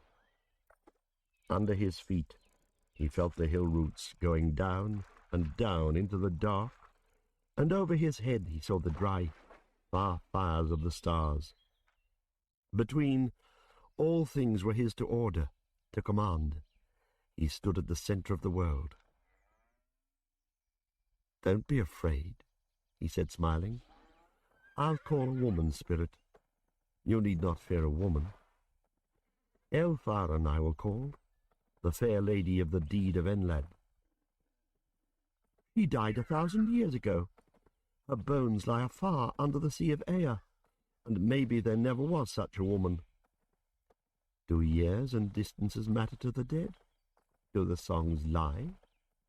Ged said with the same gentle mockery, and then saying, "Watch the air between my hands," he turned away from the others and stood still. In a great slow gesture, he stretched out his arms, the gesture of welcome that opens an invocation. He began to speak. He had read the runes of this spell of summoning in O'Gian's book 2 years and more ago, and never since had seen them. In darkness he had read them then. Now in this darkness, it was as if he read them again on the page open before him in the night. But now he understood what he read, speaking it aloud word after word, and he saw the markings of how the spell must be woven with the sound of the voice and the motion of body and hand. The other boys stood watching, not speaking, not moving unless they shivered a little, for the great spell was beginning to work. Ged's voice was soft still, but changed, with a deep singing in it, and the words he spoke were not known to them. He fell silent. Suddenly the wind rose, roaring in the grass. Ged dropped to his knees and called out aloud. Then he fell forward, as if to embrace earth with his outstretched arms, and when he rose, he held something dark in his straining hands and arms, something so heavy that he shook with effort getting to his feet. The hot wind whined in the black tossing grasses on the hill. If the stars shone now, none saw them. The words of the enchantment hissed and mumbled on Ged's lips, and then he cried out aloud and clearly, "Elfaran!" Again he cried the name, "Elfaran!" The shapeless mass of darkness he had lifted split apart. It sundered, and a pale spindle of light gleamed between his opened arms, a faint oval reaching from the ground up to the height of his raised hands. In the oval of light for a moment there moved a form, a human shape, a tall woman looking back over her shoulder. Her face was beautiful and sorrowful and full of fear. Only for a moment did the spirit glimmer there. Then the sallow oval between Ged's arms grew bright. It widened and spread, a rent in the darkness of the earth and night, a ripping open of the fabric of the world. Through it blazed a terrible brightness, and through that bright, misshapen breach clambered something like a clot of black shadow, quick and hideous, and it leapt straight out at Ged's face. Staggering back under the weight of the thing, Ged gave a short, hoarse scream. The little Otak, watching from Vetch's shoulder, the animal that had no voice, screamed aloud also, and leapt as if to attack. Ged fell, struggling and writhing, while the bright rip in the world's darkness above him widened and stretched. The boys that watched fled, and Jasper bent down to the ground, hiding his eyes from the terrible light. Vetch alone ran forward to his friend. So only he saw the lump of shadow that clung to Ged, tearing at his flesh. It was like a black beast, the size of a young child, though it seemed to swell and shrink, and it had no head or face, only the 4 taloned paws with which it gripped and tore. Vetch sobbed with horror, yet he put out his hands to try to pull the thing away from Ged. Before he touched it, he was bound still, unable to move. The intolerable brightness faded, and slowly the torn edges of the world closed together. Nearby, a voice was speaking as softly as a tree whispers or a fountain plays. Starlight began to shine again, and the grasses of the hillside were whitened with the light of the moon just rising. The night was healed. Restored and steady lay the balance of light and dark. The shadow beast was gone. Ged lay sprawled on his back, his arms flung out as if they yet kept the wide gesture of welcome and invocation. His face was blackened with blood, and there were great black stains on his shirt. The little Otak cowered by his shoulder, quivering, and above him stood an old man whose cloak glimmered pale in the moonrise, the Archmage Nemely. The end of Nemely's staff hovered silvery above Ged's breast. Once gently it touched him over the heart, once on the lips, while Nemely whispered. Ged stirred, and his lips parted, gasping for breath. Then the old Archmage lifted the staff and set it to earth, and leaned heavily on it with bowed head, as if he had scarcely strength to stand. Vetch found himself free to move. Looking around, he saw that already others were there, the Master Summoner and Changer. An act of great wizardry is not worked without arousing such men, and they had ways of coming very swiftly when need called, though none had been so swift as the Archmage. They now sent for help, and some who came went with the Archmage, while others, Vetch among them, carried Ged to the chambers of the Master Herbal. All night long the summoner stayed on Roke Knoll, keeping watch. Nothing stirred there on the hillside where the stuff of the world had been torn open. No shadow came crawling through moonlight, seeking the rent through which it might clamber back into its own domain. It had fled from Nemely and from the mighty spell walls that surround and protect Roke Island, but it was in the world now. In the world, somewhere, it hid. If Ged had died that night, it might have tried to find the doorway he had opened and follow him into death's realm, or slip back into whatever place it had come from. For this the summoner waited on Roke Knoll. But Ged lived. They had laid him a bed in the healing chamber, and the Master Herbal tended the wounds he had on his face and throat and shoulder. They were deep, ragged, and evil wounds. The black blood in them would not stanch, welling out even under the charms and the cobweb-wrapped periot leaves laid upon them. Ged lay blind and dumb in fever, like a stick in a slow fire, and there was no spell to cool what burned him. Not far away, in the unroofed court where the fountain played, the Archmage lay also unmoving, but cold, very cold. Only his eyes lived, watching the fall of moonlit water and the stir of moonlit leaves. Those with him said no spells and worked no healing. Quietly they spoke among themselves from time to time, and then turned again to watch their lord. He lay still, hawk nose and high forehead and white hair bleached by moonlight, all to the colour of bone. To check the ungoverned spell and drive off the shadow from Ged, Nemely had spent all his power, and with it his bodily strength was gone. He lay dying. But the death of a great mage, who has many times in his life walked on the dry, steep hillsides of Death's kingdom, is a strange matter. For the dying man goes not blindly, but surely, knowing the way. When Nemele looked up through the leaves of the tree, those with him did not know if he watched the stars of summer fading in daybreak, or those other stars which never set above the hills that see no dawn. The raven of Oskill that had been his pet for 30 years was gone. No one had seen where it went. "It flies before him," the master patterner said, as they kept vigil. The day came warm and clear. The great house and the streets of Thwil were hushed. No voice was raised until along towards noon iron bells spoke out aloud in the chanter's tower, harshly tolling. On the next day, the 9 masters of Roke gathered in a place somewhere under the dark trees of the imminent grove. Even there they set 9 walls of silence about them, that no person or power might speak to them or hear them, as they chose from amongst the mages of all Earthsea him who would be the new Archmage. Genscher of Way was chosen.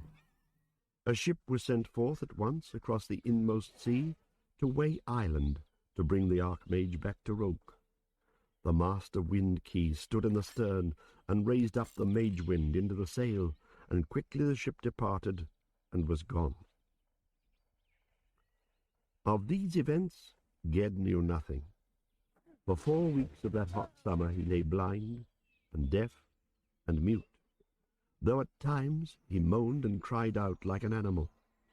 At last, as the patient crafts of the master herbal worked their healing, his wounds began to close and the fever left him. Little by little he seemed to hear again, though he never spoke. On a clear day of autumn, the master herbal opened the shutters of the room where Ged lay. Since the darkness of that night on Roke Knoll, he had known only darkness. Now he saw daylight and the sun shining.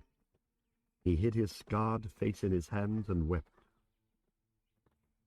Still, when winter came, he could speak only with a stammering tongue, and the master herbal kept him there in the healing chambers, trying to lead his body and mind gradually back to strength.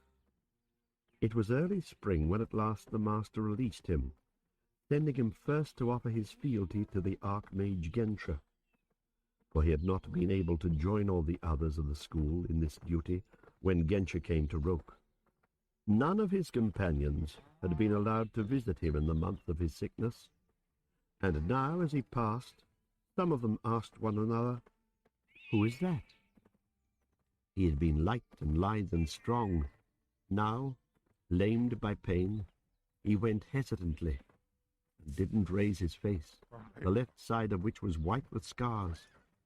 He avoided those who knew him and those who didn't, and made his way straight to the court of the fountain.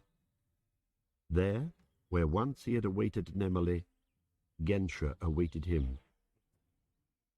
Like the old Archmage, the new one was cloaked in white, but like most men of Way and the East Reach, Genscher was black-skinned, and his look was black, under thick brows.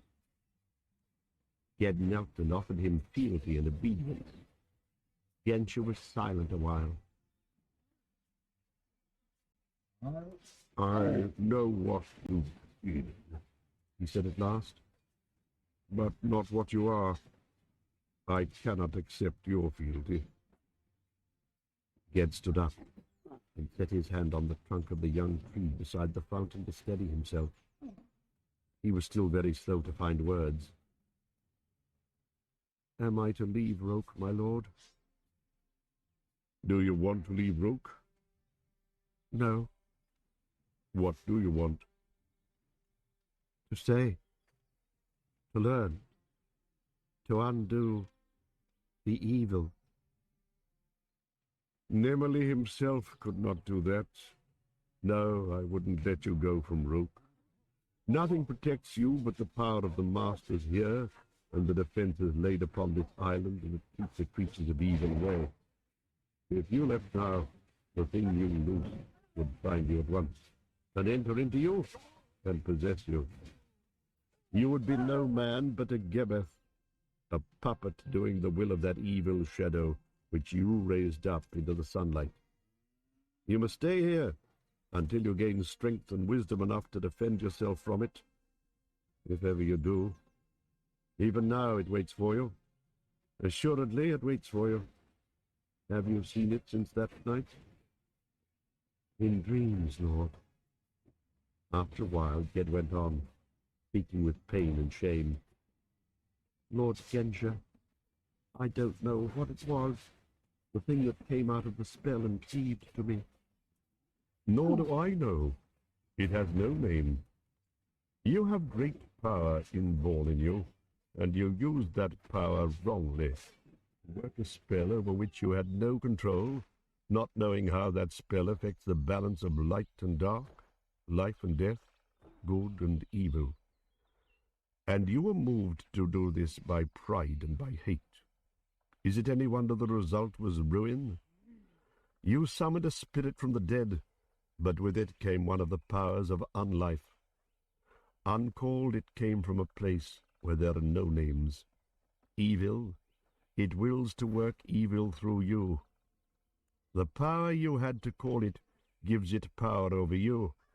You are connected. It is the shadow of your arrogance, the shadow of your ignorance. The shadow you cast. Has a shadow a name?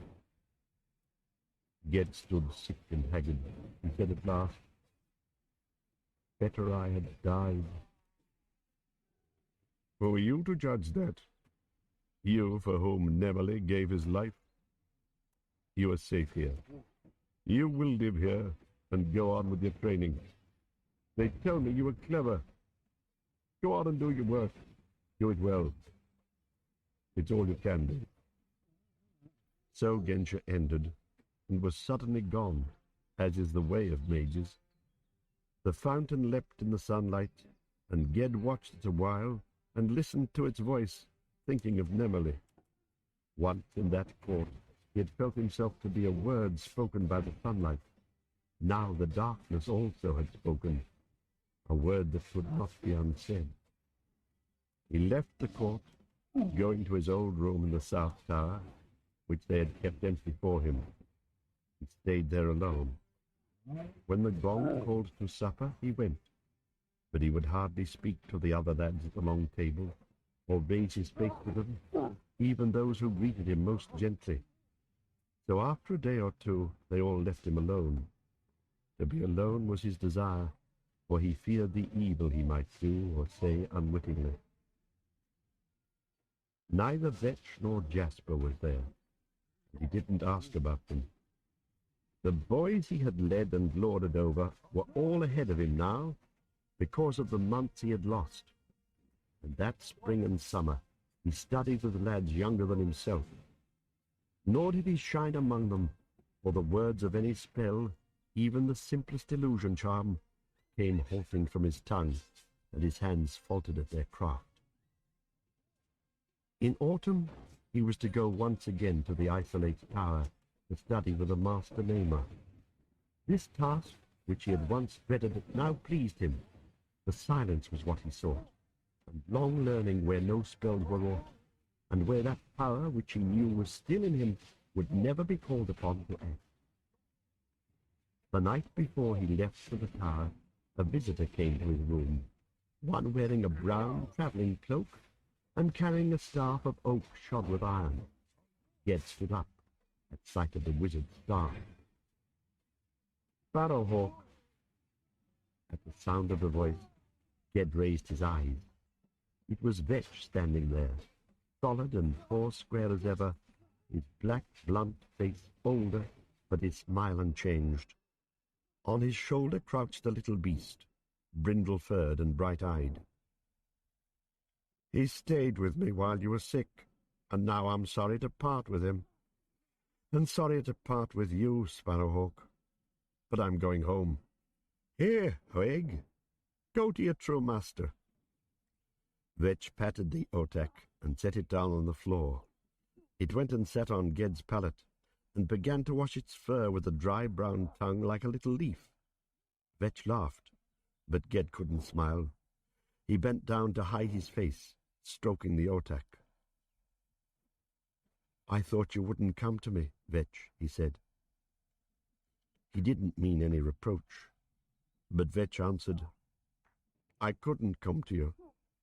The master herbal forbade me, and since winter I've been with the master in the grove, locked up myself. I wasn't free until I earned my staff. Listen, when you too are free, come to the East Reach. I'll be waiting for you. There's good cheer in the little towns there, and wizards are well received." "Free," Ged muttered, and shrugged a little, trying to smile. Vetch looked at him, not quite as he had used to look, with no less love, but more wizardry, perhaps. He said gently, "You won't stay bound on Roke forever." "Well, I have thought, perhaps I may come to work with the master in the tower, to be one of those who seek among the books and the stars for lost names, and so do no more harm, if not much good." "Maybe," said Vetch. "I'm no seer, but I see before you not rooms and books, but far seas, and the fire of dragons, and the towers of cities, and all such things a hawk sees when he flies far and high." "And behind me? What do you see behind me?" Ged asked, and stood up as he spoke, so that the wear-light that burned overhead between them sent his shadow back against the wall and floor. Then he turned his face aside and said, stammering, "But tell me where you will go, what you will do." "I will go home to see my brothers and the sister you have heard me speak of. I left her a little child, and soon she'll be having her naming. It's strange to think of. And so I'll find me a job of wizardry somewhere among the little isles. Oh, I would stay and talk with you, but I can't. My ship goes out tonight, and the tide has turned already. Sparrowhawk, if ever your way lies east, come to me, and if ever you need me, send for me. Call on me by my name, Estario." At that, Ged lifted his scarred face, meeting his friend's eyes. "Estario," he said. "My name is Ged." Then quietly they bade each other farewell, and Vetch turned and went down the stone hallway and left Roke. Ged stood still a while, like one who has received great news, and must enlarge his spirit to receive it. It was a great gift that Vetch had given him, the knowledge of his true name. No one knows a man's true name but himself and his namer. He may choose at length to tell it to his brother, or his wife, or his friend, yet even those few will never use it where any third person may hear it. In front of other people they will, like other people, call him by his use name, his nickname, such a name as Sparrowhawk, and Vetch, and Ogion, which means fir cone. If plain men hide their true name from all but a few they love and trust utterly, so much more must wizardly men, being more dangerous and more endangered. Who knows a man's name holds that man's life in his keeping. Thus to Ged, who had lost faith in himself, Vetch had given that gift only a friend can give, the proof of unshaken, unshakable trust. Ged sat down on his pallet and let the globe of wear-light die, giving off as it faded a faint whiff of marsh gas. He petted the otak, which stretched comfortably, and went to sleep on his knee as if it had never slept anywhere else. The great house was silent. It came to Ged's mind that this was the eve of his own passage, the day on which Ogion had given him his name. 4 years were gone since then. He remembered the coldness of the mountain spring through which he had walked naked and unnamed. He fell to thinking of other bright pools in the River Ar, where he had used to swim, and of 10 Alders village, under the great slanting forests of the mountain, of the shadows of morning across the dusty village street, the fire leaping under bellows blast in the smith's smelting pit on a winter afternoon, the witch's dark, fragrant hut, where the air was heavy with smoke and breathing spells. He had not thought of these things for a long time. Now they came back to him on this night he was 17 years old. All the years and places of his brief, broken life came within mind's reach and made her whole again. He knew once more, at last, after this long, bitter, wasted time, who he was and where he was.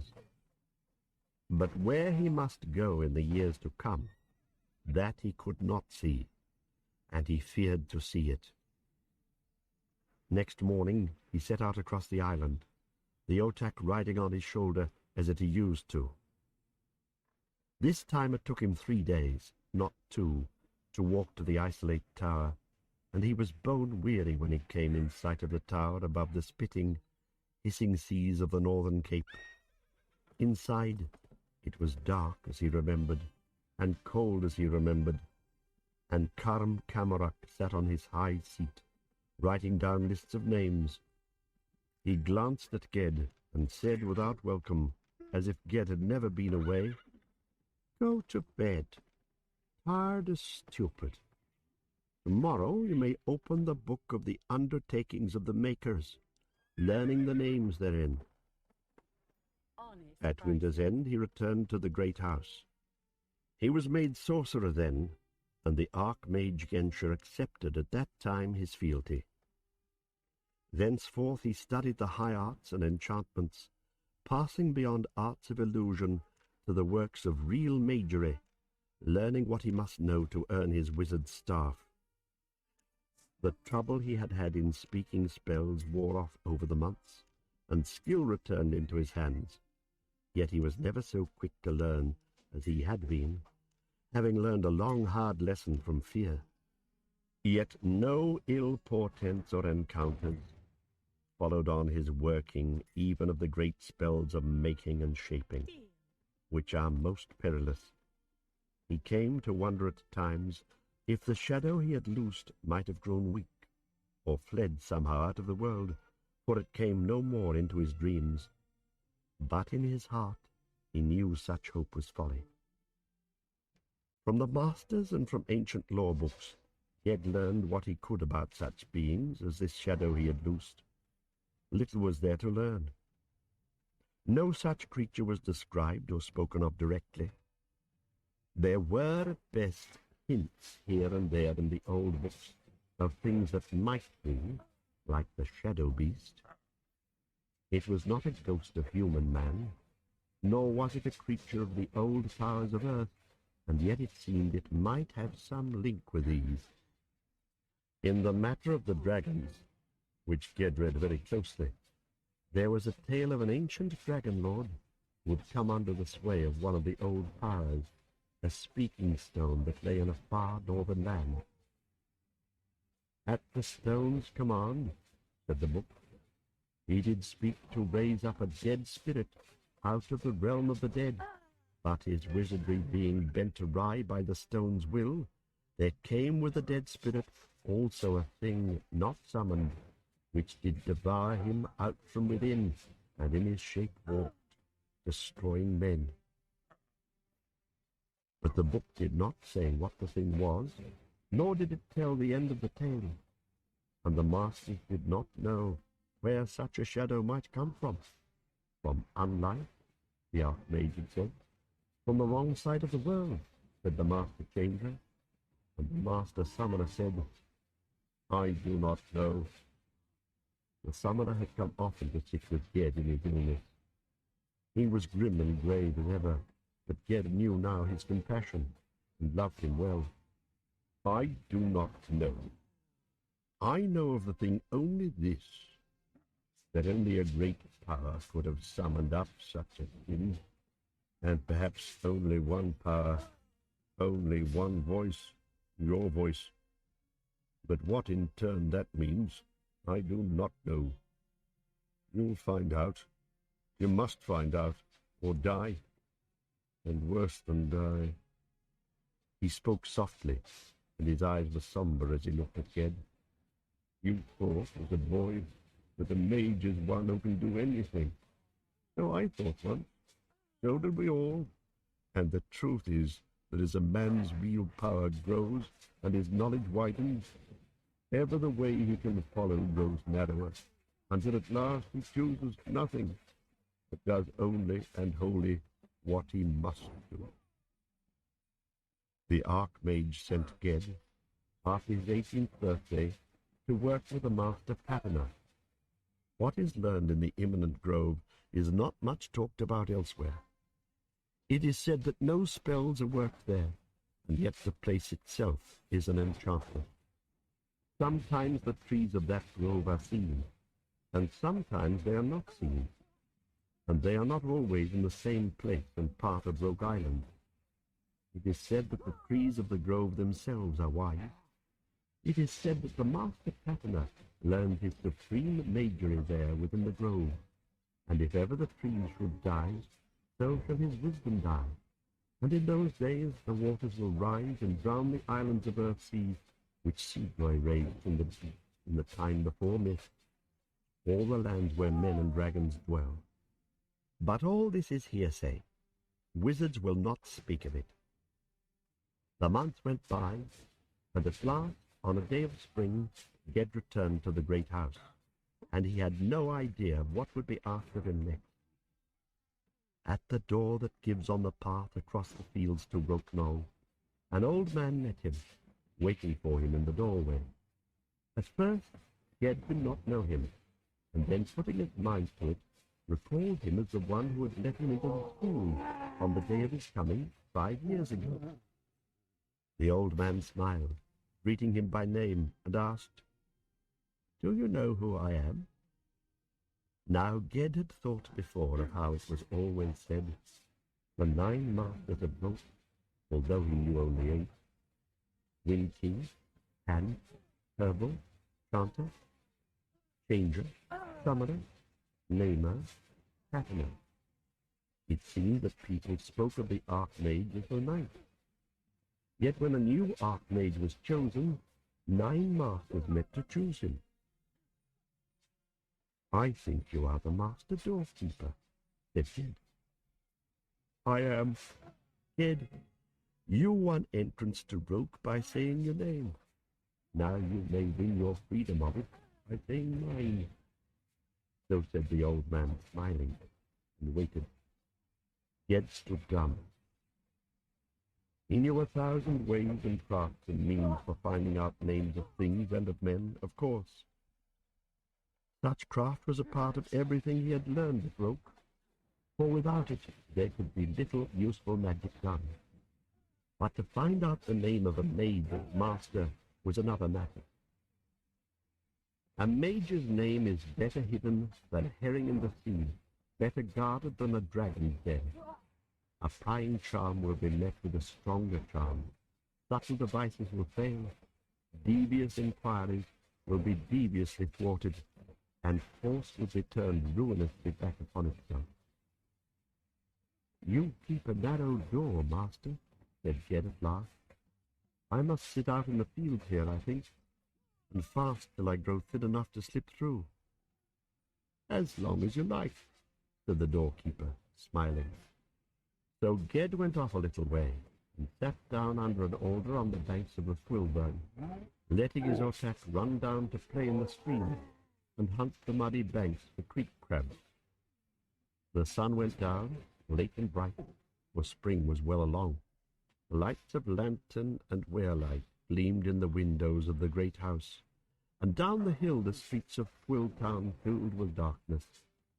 Owls hooted over the roofs, and bats flitted in the dusk air above the stream, and still Ged sat thinking how he might, by force, ruse, or sorcery, learn the doorkeeper's name. The more he pondered, the less he saw.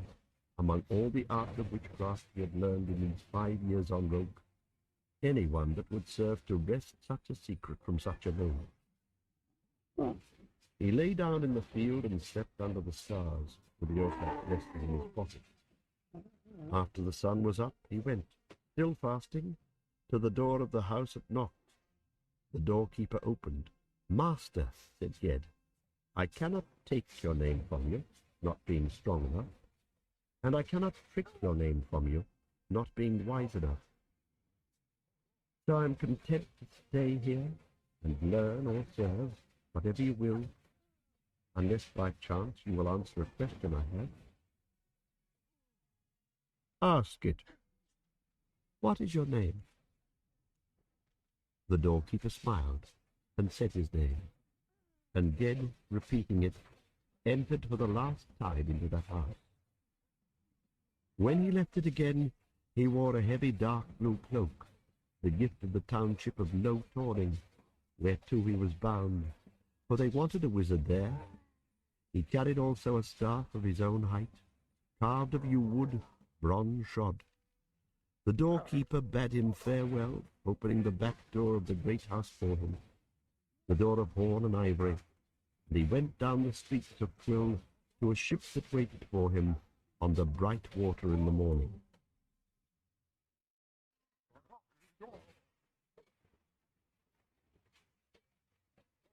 Chapter 5.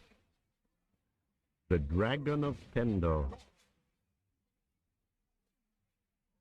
West of Roke, in a crowd between the two great lands, Fosk and Ensma, lie the 90 Isles. The nearest to Roke is Surd, and the farthest is Seppish, which lies almost in the Pelnish Sea, and whether the sum of them is 90 is a question never settled, for if you count only isles with freshwater springs, you might have 70, while if you count every rock, you might have 100, and still not be done, and then the tide will change.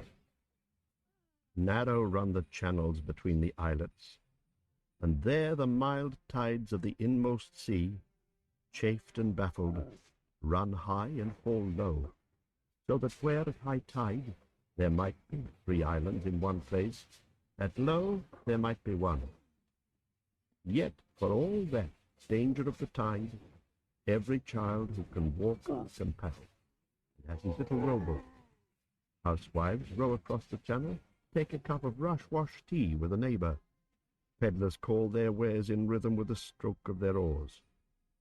All roads there are salt water, blocked only by nets strung from house to house across the straits to catch the small fish called turbys, the oil of which is the wealth of the 90 Isles. There are few bridges and no great towns. Every islet is thick with farms and fishermen's houses, and these are gathered into townships, each of 10 or 20 islets. One such was Low Torning, the westernmost, looking not on the inmost sea, but outward to empty ocean, that lonely corner of the archipelago where only Pendor lies, the dragon-spoiled isle, and beyond it the waters of the West Reach, desolate. A house was ready there for the township's new wizard. It stood on a hill among green fields of barley, sheltered from the west wind by a grove of pendic trees that now were red with flowers. From the door one looked out on other thatched roofs and groves and gardens, and other islands with their roofs and fields and hills, and amongst them all the many bright winding channels of the sea. It was a poor house, windowless, with earthen floor, yet a better house than the one Ged was born in. The Isle men of Low Torning, standing in awe of the wizard from Roke, asked pardon for its humbleness. "We have no stone to build with," said one.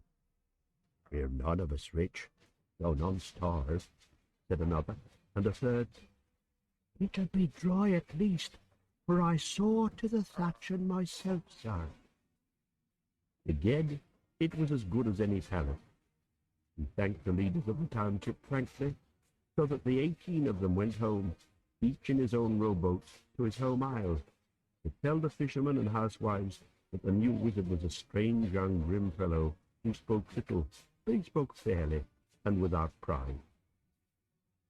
There was little cause, perhaps, for pride in this first majesty of Ged's. Wizards trained on rope went commonly to cities or castles to serve high lords who held them in high honor. These fishermen of low tawning in the usual way of things would have had among them no more than a witch or a plain sorcerer to charm the fishing net and sing over new boats and cure beasts and men of their ailments. But in late years the old dragon of Pendor had spawned. 9 dragons, it was said, now laired in the ruined towers of the sea lords of Pendor, dragging their scaled bellies up and down the marbled stairs and through the broken doorways there. Wanting food on that dead isle, they would be flying forth some year when they were grown and hunger came upon them. Already a flight of 4 had been seen over the southwest shores of Hosp, not alighting, but spying out the sheepfolds, barns, and villages. The hunger of a dragon is slow to wake, but hard to sate. So the Isle men of Low Tawning had sent to Roke, begging for a wizard to protect their folk from what folded over the western horizon, and the Archmage had judged their fear well-founded. "There is no comfort in this place," the Archmage had said to Ged on the day he made him wizard. "No fame, no wealth, maybe no risk. Will you go?"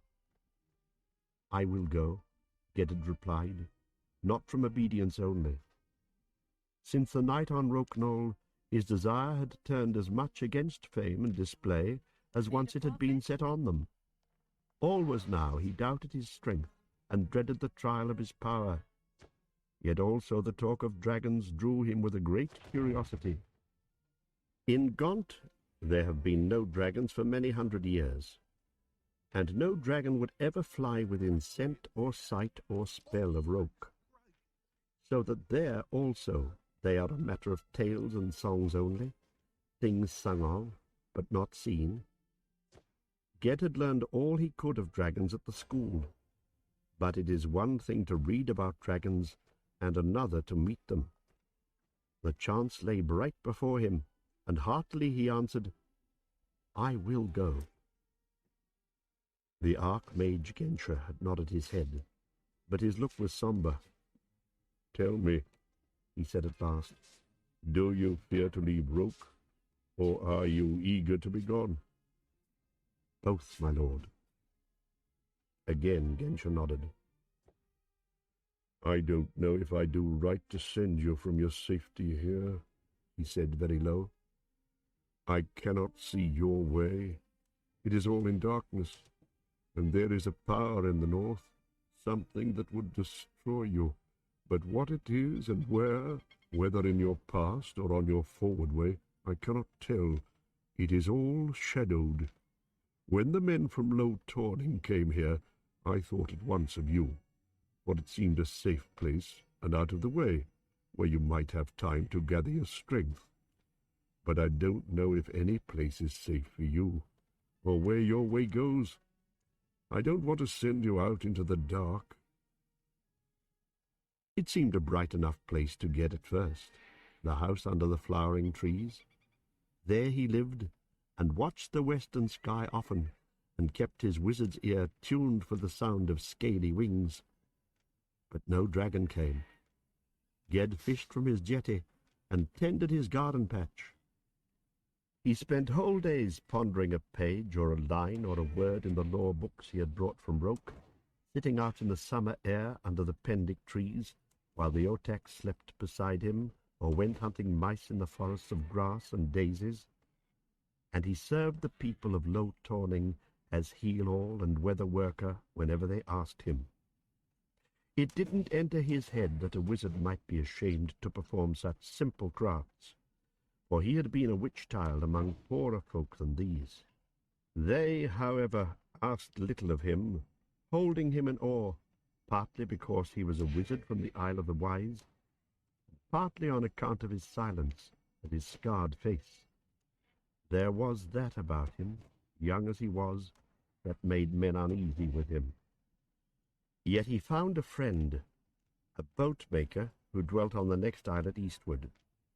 His name was Petchvari. They had met first on his jetty, where Ged stopped to watch him stepping the mast of a little catboat. He had looked up at the wizard with a grin and said, "Here's a month's work nearly finished. I guess you might have done it in a minute with a word, eh, sir?" "I might," said Ged, "but it would likely sink the next minute, unless I kept the spells up.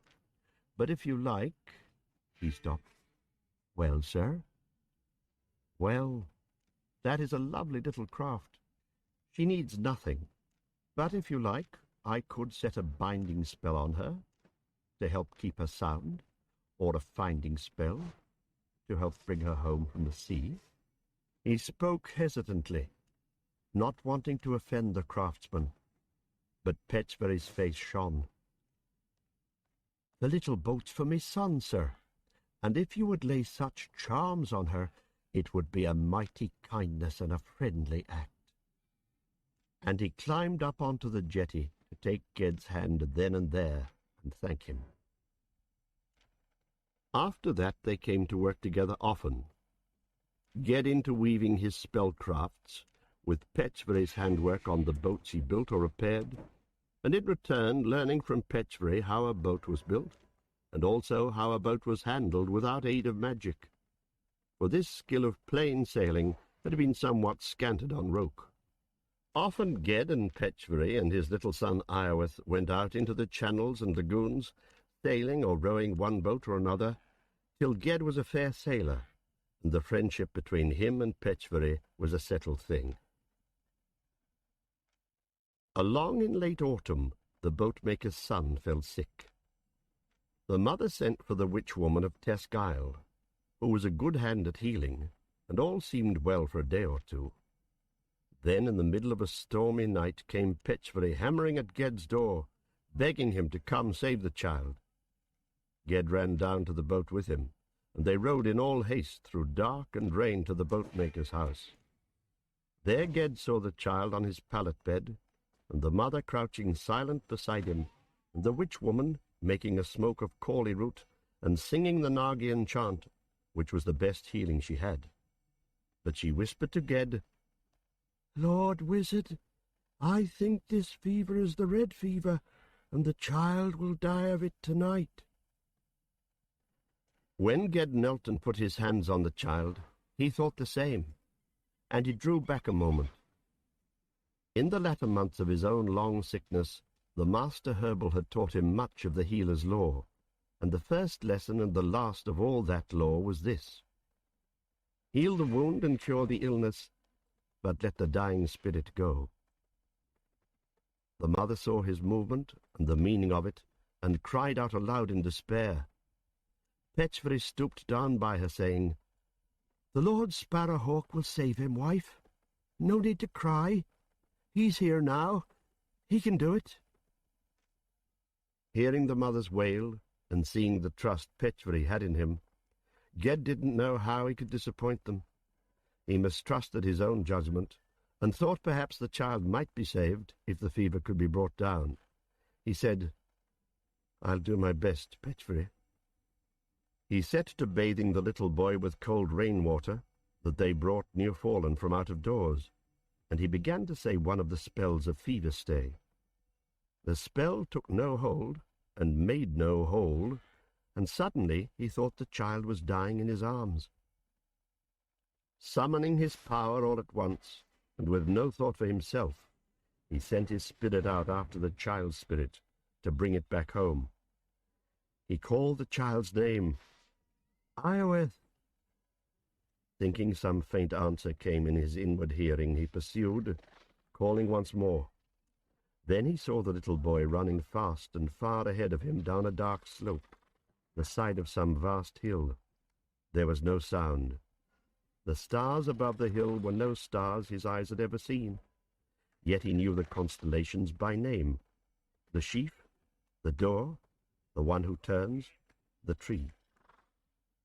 They were those stars that do not set, that are not paled by the coming of any day. He had followed the dying child too far. Knowing this, he found himself alone on the dark hillside. It was hard to turn back, very hard. He turned slowly. Slowly he set one foot forward to climb back up the hill, and then the other. Step by step he went. Each step willed, and each step was harder than the last. The stars didn't move. No wind blew over the dry, steep ground. In all the vast kingdom of the darkness only he moved, slowly, climbing. He came to the top of the hill and saw the low wall of stones there. But across the wall, facing him, there was a shadow. The shadow didn't have the shape of man or beast. It was shapeless, scarcely to be seen, but it whispered at him, though there were no words in its whispering, and it reached out towards him, and it stood on the side of the living, and he on the side of the dead. Either he must go down the hill into the desert lands and lightless cities of the dead, or he must step across the wall back into life, where the formless evil things waited for him. His spirit staff was in his hand, and he raised it high. With that motion, strength came into him. As he made to leap the low wall of stones straight at the shadow, the staff burned suddenly white, a blinding light in that dim place. He leapt, felt himself fall, and saw no more. Now what Petchbury and his wife and the witch saw was this. The young wizard had stopped midway in his spell, and held the child a while motionless. Then he had laid little Iworth gently down on the pallet, and had risen, and stood silent, staff in hand. All at once he raised the staff high, and it blazed with white fire as if he held the lightning bolt in his grip. And all the household things in the hut leapt out strange and vivid in that momentary fire. When their eyes were clear from the dazzlement, they saw the young man lying huddled forward on the earthen floor, beside the pallet where the child lay dead. To Petchbury it seemed that the wizard also was dead. His wife wept, but he was utterly bewildered. But the witch had some hearsay knowledge concerning magery, and the ways a true wizard may go, and she saw to it that Ged, cold and lifeless as he lay, was not treated as a dead man, but as one sick or tranced. He was carried home, and an old woman was left to watch and see whether he slept to wake or slept for ever. The little Otak was hiding in the rafters of the house, as it did when strangers entered. There it stayed, while the rain beat on the walls, and the fire sank down, and the night, wearing slowly along, left the old woman nodding beside the hearth-pit. Then the Otak crept down and came to Ged, where he lay stretched stiff and still upon the bed. It began to lick his hands and wrists, long and patiently, with its dry leaf-brown tongue. Crouching beside his head, it licked his temple, his scarred cheek, and softly his closed eyes. And very slowly under that soft touch he had roused. He woke, not knowing where he had been, or where he was, or what was the faint grey light in the air about him, which was the light of dawn coming to the world. Then the Otak curled up near his shoulder as usual, and went to sleep. Later, when Ged thought back upon that night, he knew that had none touched him when he lay thus spirit-lost, had none called him back in some way, he might have been lost for good. It was only the dumb, instinctive wisdom of the beast who licks his hurt companion to comfort him. And yet in that wisdom Ged saw something akin to his own power, something that went as deep as wizardry. From that time forth, he believed that the wise man is one who never sets himself apart from other living things, whether they have speech or not. And in later years he strove long to learn what can be learned, in silence, from the eyes of animals, the flight of birds, the great slow gestures of trees. He had now made unscathed, for the first time, that crossing over and return which only a wizard can make with open eyes, and which not the greatest mage can make without risk. but he had returned to a grief and a fear. The grief was for his friend Petchbury. The fear was for himself. He knew now why the Archmage had feared to send him forth, and what had darkened and clouded even the Mage's foreseeing of his future. For it was darkness itself that had awaited him, the unnamed thing, the being that did not belong in the world, the shadow he had loosed or made. In spirit, at the boundary wall between death and life, it had waited for him these long years. It had found him there at last. It would be on his track now, seeking to draw near to him, to take his strength into itself and suck up his life and clothe itself in his flesh. Soon after, he dreamed of the thing like a bear with no head or face. He thought it went fumbling about the walls of the house, searching for the door. Such a dream he had not dreamed since the healing of the wounds the thing had given him. When he woke, he was weak and cold, and the scars on his face and shoulder drew and ached. Now began a bad time. When he dreamed of the shadow, or so much as thought of it, he felt always that same cold dread. Sense and power drained out of him, leaving him stupid and astray. He raged at his cowardice, but that did no good. He sought for some protection, but there was none. The thing was not flesh, not alive, not spirit, unnamed, having no being but what he himself had given it, a terrible power outside the laws of the sunlit world. All he knew of it was that it was drawn to him and would try to work its will through him, being his creature. But in what form it could come, having no real form of its own as yet, and how it would come, and when it would come, this he did not know. He set up what barriers of sorcery he could about his house and about the isle where he lived. Such spell walls must be ever renewed, and soon he saw that if he spent all his strength on these defences, he would be of no use to the islanders. What could he do between two enemies if a dragon came from Pendor? Again he dreamed. But this time, in the dream, the shadow was inside his house, beside the door, reaching out to him through the darkness, and whispering words he didn't understand. He woke in terror, and sent the were-light flaming through the air, lighting every corner of the little house till he saw no shadow anywhere. Then he put wood on the coals of his fire-pit, and sat in the firelight, hearing the autumn wind fingering at the thatch roof and whining in the great bare trees above, and he pondered long. An old anger had awakened in his heart. He would not suffer this helpless waiting, this sitting trapped on a little island, muttering useless spells of lock and ward. Yet he could not simply flee the trap.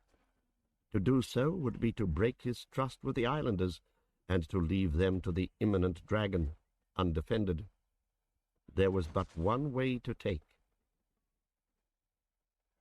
The next morning he went down among the fishermen in the principal moorage of Low Corning, and finding the head isleman there, said to him, "I must leave this place. I'm in danger, and I put you in danger. I must go. Therefore I ask your leave to go out and do away with the dragons on Pendor, so that my task for you will be finished, and I may leave freely. Or if I fail, I should fail also when they come here, and that is better known now than later." The isleman stared at him all drop-jawed. "Lord Sparrowhawk," he said, "there are 9 dragons out there. 8 are still young, they say, but the old one—" "I tell you, I must go from here. I ask your leave to rid you of the dragon peril first, if I can do so." "As you will, sir," the isleman said gloomily.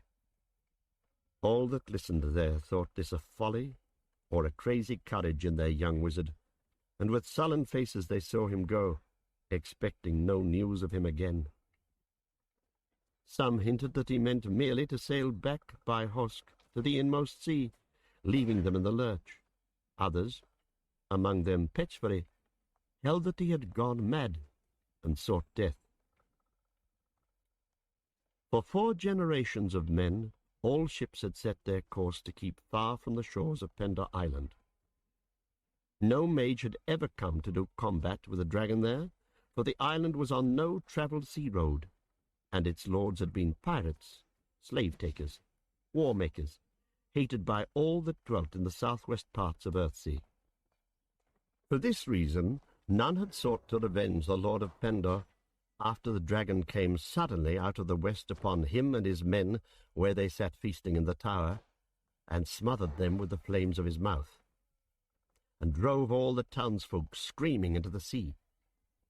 Unavenged, Pendor had been left to the dragon, with all its bones and towers and jewels stolen from long-dead princes of the coasts of Paln and Hosk. All this Ged knew well, and more, for ever since he came to Low Tawning, he had held in mind and pondered over all he had ever learned of dragons. As he guided his small boat westward, not rowing now, nor using the seaman's skill Petchbury had taught him, but sailing wizardly with a mage wind in his sail and a spell set on prow and keel to keep them true, he watched to see the dead isle rise on the rim of the sea. Speed he wanted, and therefore used the mage wind, for he feared what was behind him more than what was before him.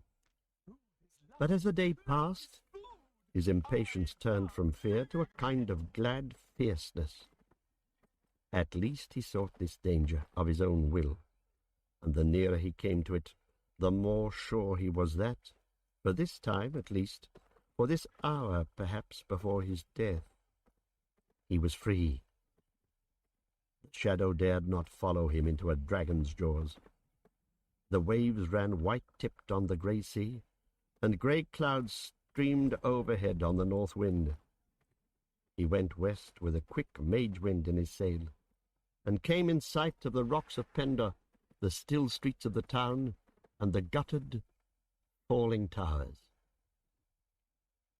At the entrance of the harbour, a shallow crescent bay, he let the windspell drop and stilled his little boat so it lay rocking on the waves. Then he summoned the dragon.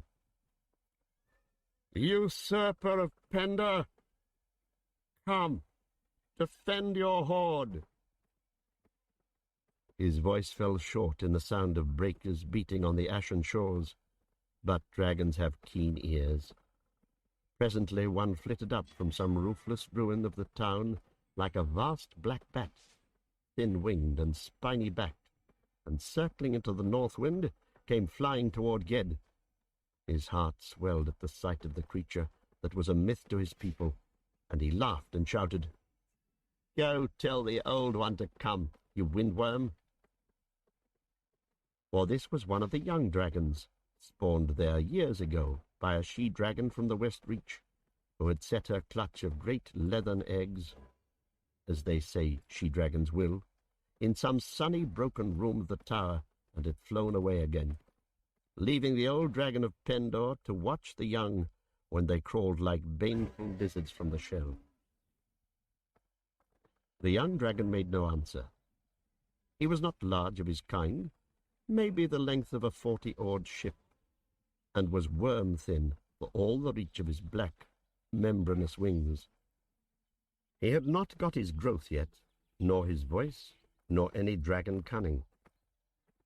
Straight at Ged in the small rocking boat he came, opening his long, toothed jaws as he slid down arrowy from the air, so that all Ged had to do was bind his wings and limbs stiff with one sharp spell, and send him thus hurtling aside into the sea like a stone falling, and the grey sea closed over him. 2 dragons like the first rose up from the base of the highest tower.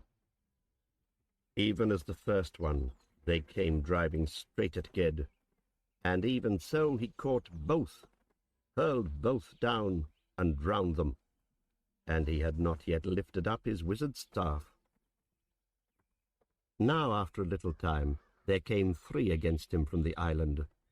One of these was much greater, and fire spewed, curling from its jaws. 2 came flying at him, rattling their wings, but the big one came circling from behind, very swift, to burn him and his boat with its breath of fire.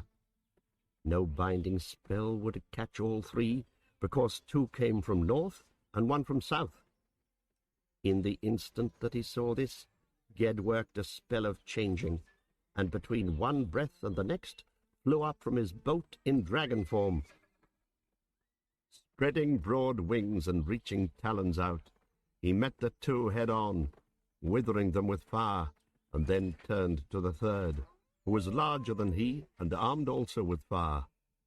On the wind over the grey waves they doubled, snapped, swooped, lunged, till smoke roiled about them, red-lit by the glare of their fiery mouths. Ged flew suddenly upward, and the other pursued below him. In mid-flight the dragon Ged raised wings, stopped, and stooped as the hawk stoops, talons outstretched downward, striking and bearing the other down by neck and flank. The black wings flurried, and black dragon blood dropped in thick drops into the sea. The pender dragon tore free and flew low and lamely to the island, where it hid, crawling into some well or cavern in the ruined town. At once Ged took his form and place again on the boat, for it was most perilous to keep that dragon shape longer than need demanded.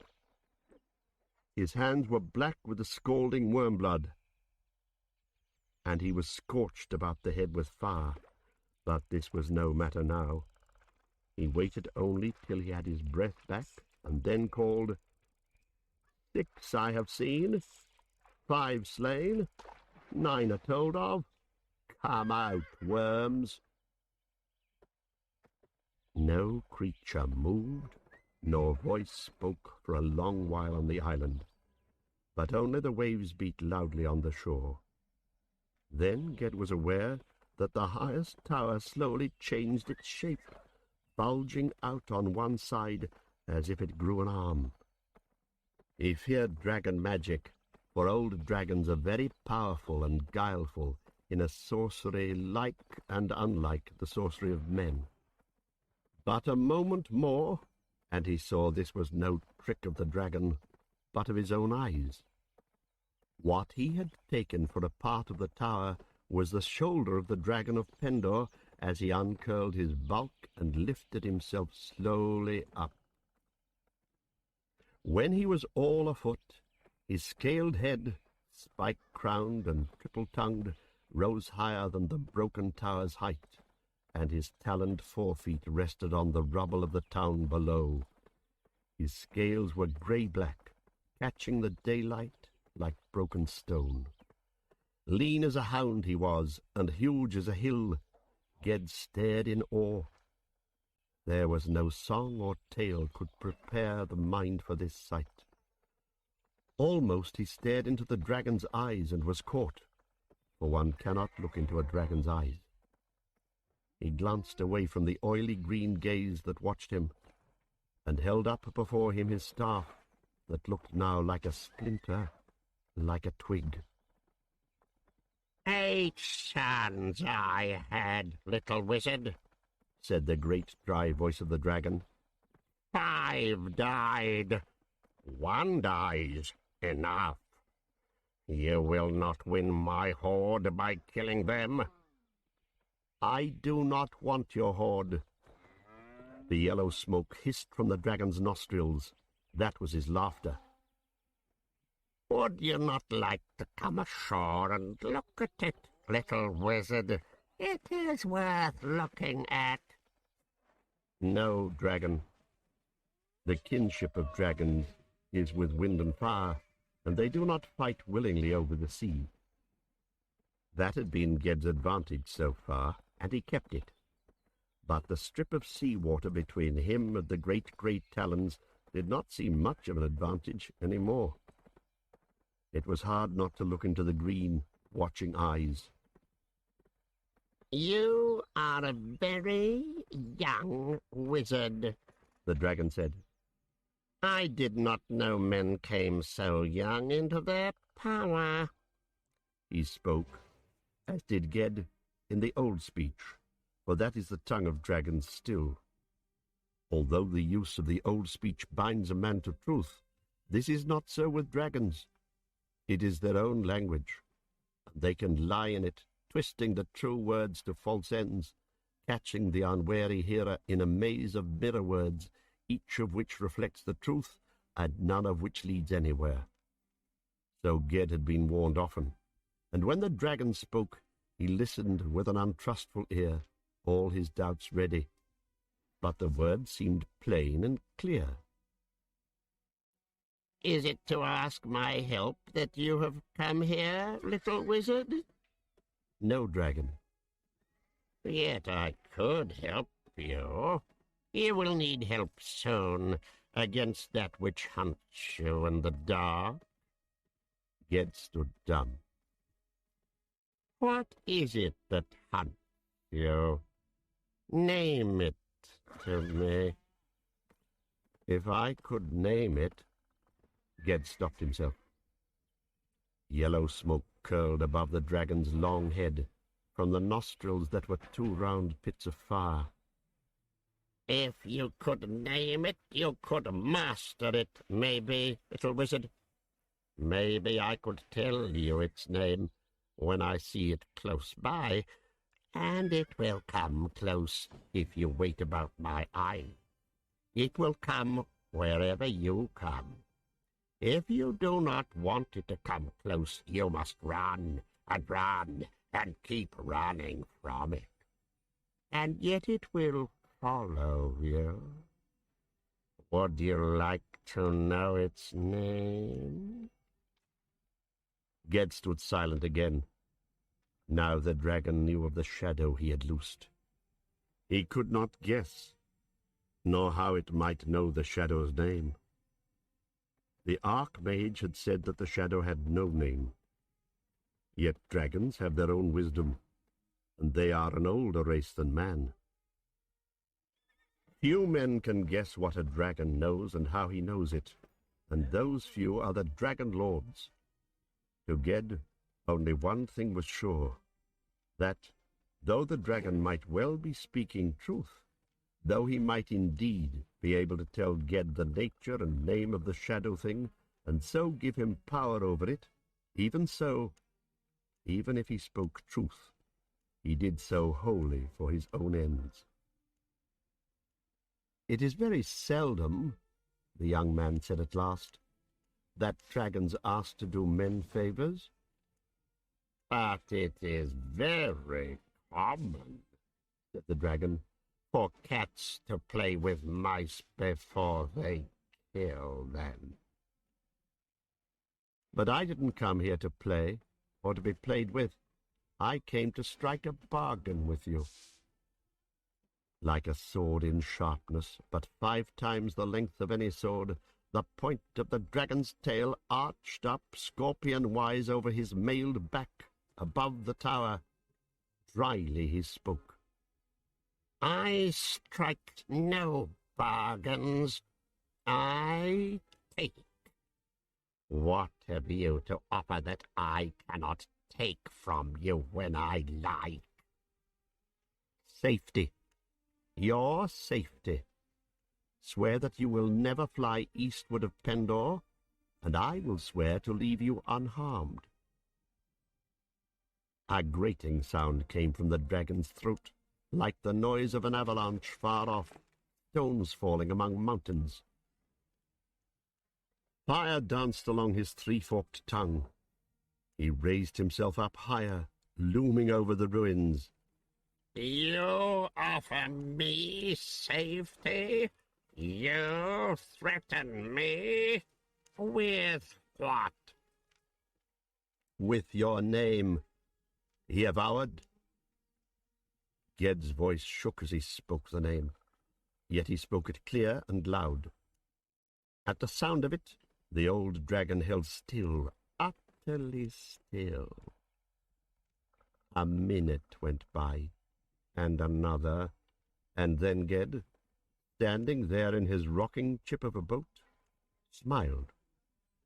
He had staked this venture and his life on a guess drawn from old histories of dragon lore learned on Rook, a guess that this dragon of Pendor was the same that had spoiled the west of Osgil in the days of Elfaran and Mored, and had been driven from Osgil by a wizard, Elt, wise in names. The guess had held.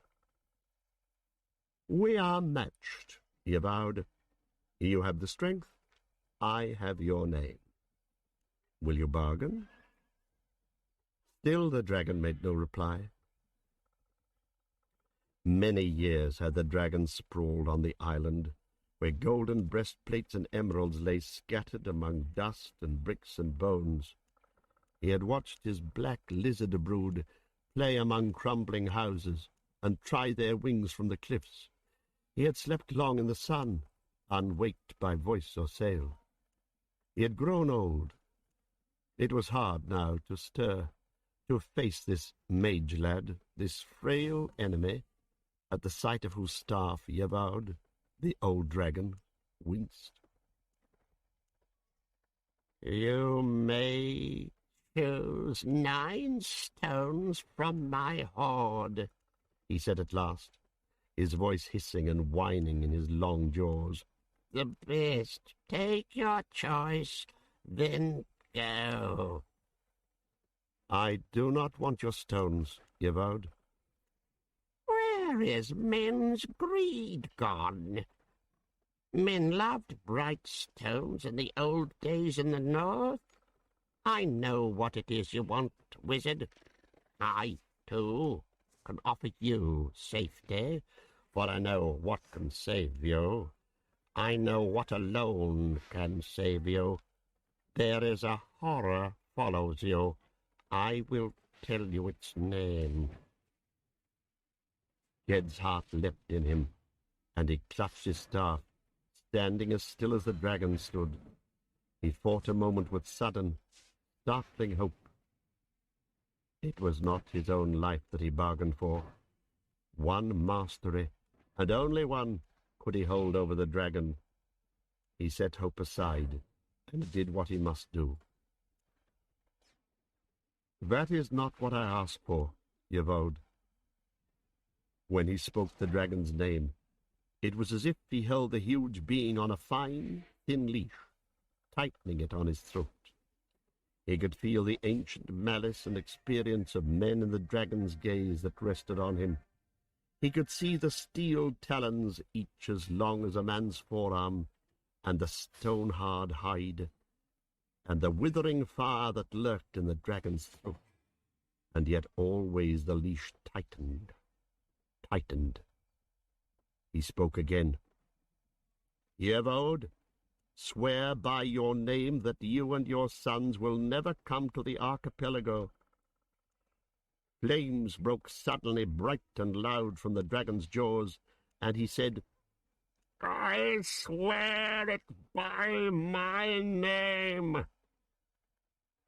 Silence lay over the island then, and Yevode lowered his great head. When he raised it again and looked, the wizard was gone, and the sail of the boat was a white fleck on the waves eastward, heading towards the fat, bejeweled islands of the inner seas. Then in rage the old dragon of Pendor rose up, breaking the tower with a writhing of his body, and beating his wings that spanned the whole width of the ruined town. But his oath held him, and he did not fly, then or ever, to the archipelago.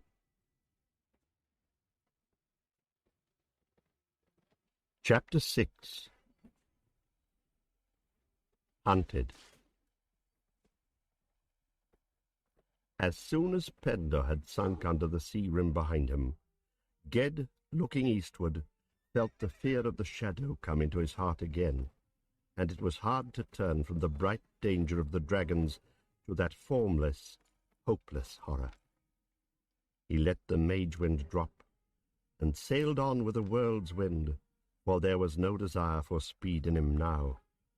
He had no clear plan even of what he should do. He must run, as the dragon had said. But where?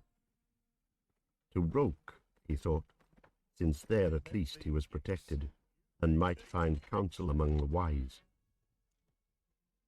First, however, he must come to Low Tawning once more and tell his tale to the Islemen.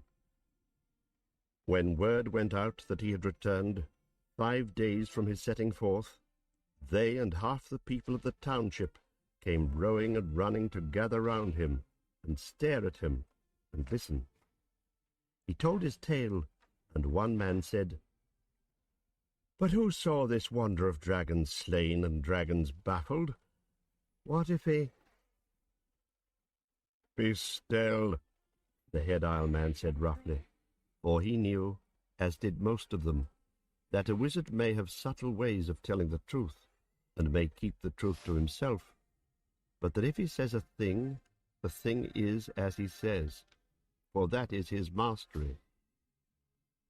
So they wondered, and began to feel that their fear was lifted from them, and then they began to rejoice. They pressed round the young wizard, and asked for the tale again. More islanders came, and asked for it again. By nightfall he no longer had to tell it. They could do it for him, better. Already the village chanters had fitted it to an old tune, and were singing the song of the sparrowhawk. Bonfires were burning not only on the Isles of Low Tawning, but in townships to the south and east. Fishermen shouted the news from boat to boat, from isle to isle it went. Evil is averted. The dragons will never come from Pendor. That night, that one night, was joyous for Ged. No shadow could come near him through the brightness of those fires of thanksgiving that burned on every hill and beach, through the circles of laughing dancers that ringed him about, singing his praise, swinging their torches in the gusty autumn night, so that sparks rose thick and bright and brief upon the wind. The next day he met with Petchvery, who said, "I did not know you were so mighty, my lord." There was fear in that, because he had dared make Ged his friend, but there was reproach in it also. Ged had not saved a little child, though he had slain dragons. After that, Ged felt afresh the unease and impatience that had driven him to Pendor, and drove him now from Low Tawning. The next day, though they would have kept him gladly the rest of his life to praise and boast of, he left the house on the hill, with no baggage but his books, his staff, and the otak riding on his shoulder. He went in a rowboat with a couple of young fishermen of Low Tawning, who wanted the honour of being his boatman.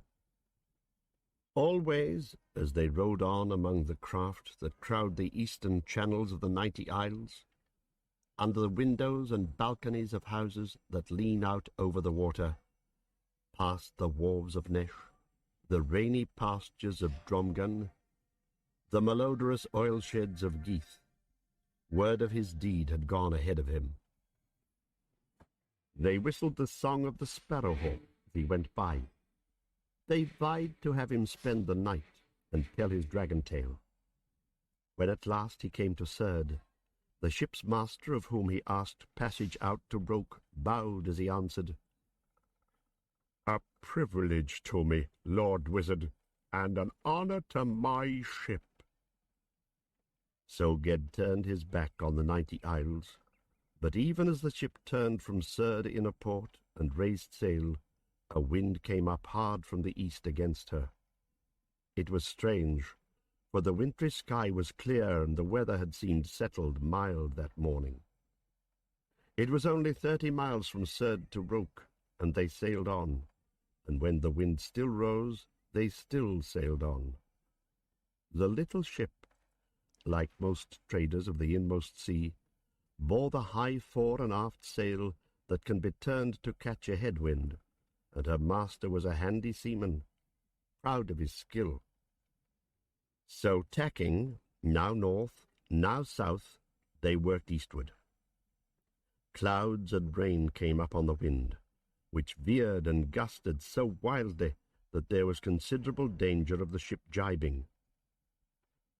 "Lord Sparrowhawk," said the ship's master to the young man, whom he had beside him in the place of honour in the stern, though small dignity could be kept up under the wind and rain that wet them all to a miserable sleekness in their sodden cloaks. "Lord Sparrowhawk, might you say a word to this wind, maybe?" "How near are we to Roke?" "Better than halfway, but we've made no headway at all this past hour, sir." Ged spoke to the wind. It blew less hard, and for a while they went on fairly enough. Then sudden great gusts came whistling out of the south, and meeting these, they were driven back westward again. The clouds broke and boiled in the sky, and the ship's master roared out ragefully, "This fool's gale blows always at once. Only a mage wind will get us through this weather, Lord." Ged looked glum at that. But the ship and her men were in danger for him, so he raised up the mage wind into her sail. At once the ship began to cleave straight to the east, and the ship's master began to look cheerful again. But little by little, though Ged kept up the spell, the mage wind slackened, growing feebler, until the ship seemed to hang still on the waves for a minute, her sail drooping, amid all the tumult of the rain and gale. Then with a thunder crack the boom came swinging round, and she jibed and jumped northward like a scared cat. Ged grabbed hold of a stanchion, for she lay almost over on her side, and shouted out, "Turn back to Surd, master." The master cursed and shouted that he would not. "A wizard aboard, and I the best seaman of the trade, and this the handiest ship I ever sailed, turn back?" Then, the ship turning again almost as if a whirlpool had caught her keel, he too grabbed hold of the sternpost to keep aboard, and Ged said to him, "Leave me at Surd and sail where you like. It's not against your ship this wind blows, but against me." "Against you, a wizard of Roke?" "Have you never heard of the Roke wind, master?" "Aye, that keeps off evil powers from the Isle of the Wise. But what has that to do with you, a dragon tamer?" "That is between me and my shadow," Ged answered shortly, as a wizard will, and he said no more as they went swiftly, with a steady wind and under clearing skies, back over the sea to Surd. There was a heaviness and a dread in his heart as he went up from the wharves of Surd. The days were shortening into winter, and dusk came soon.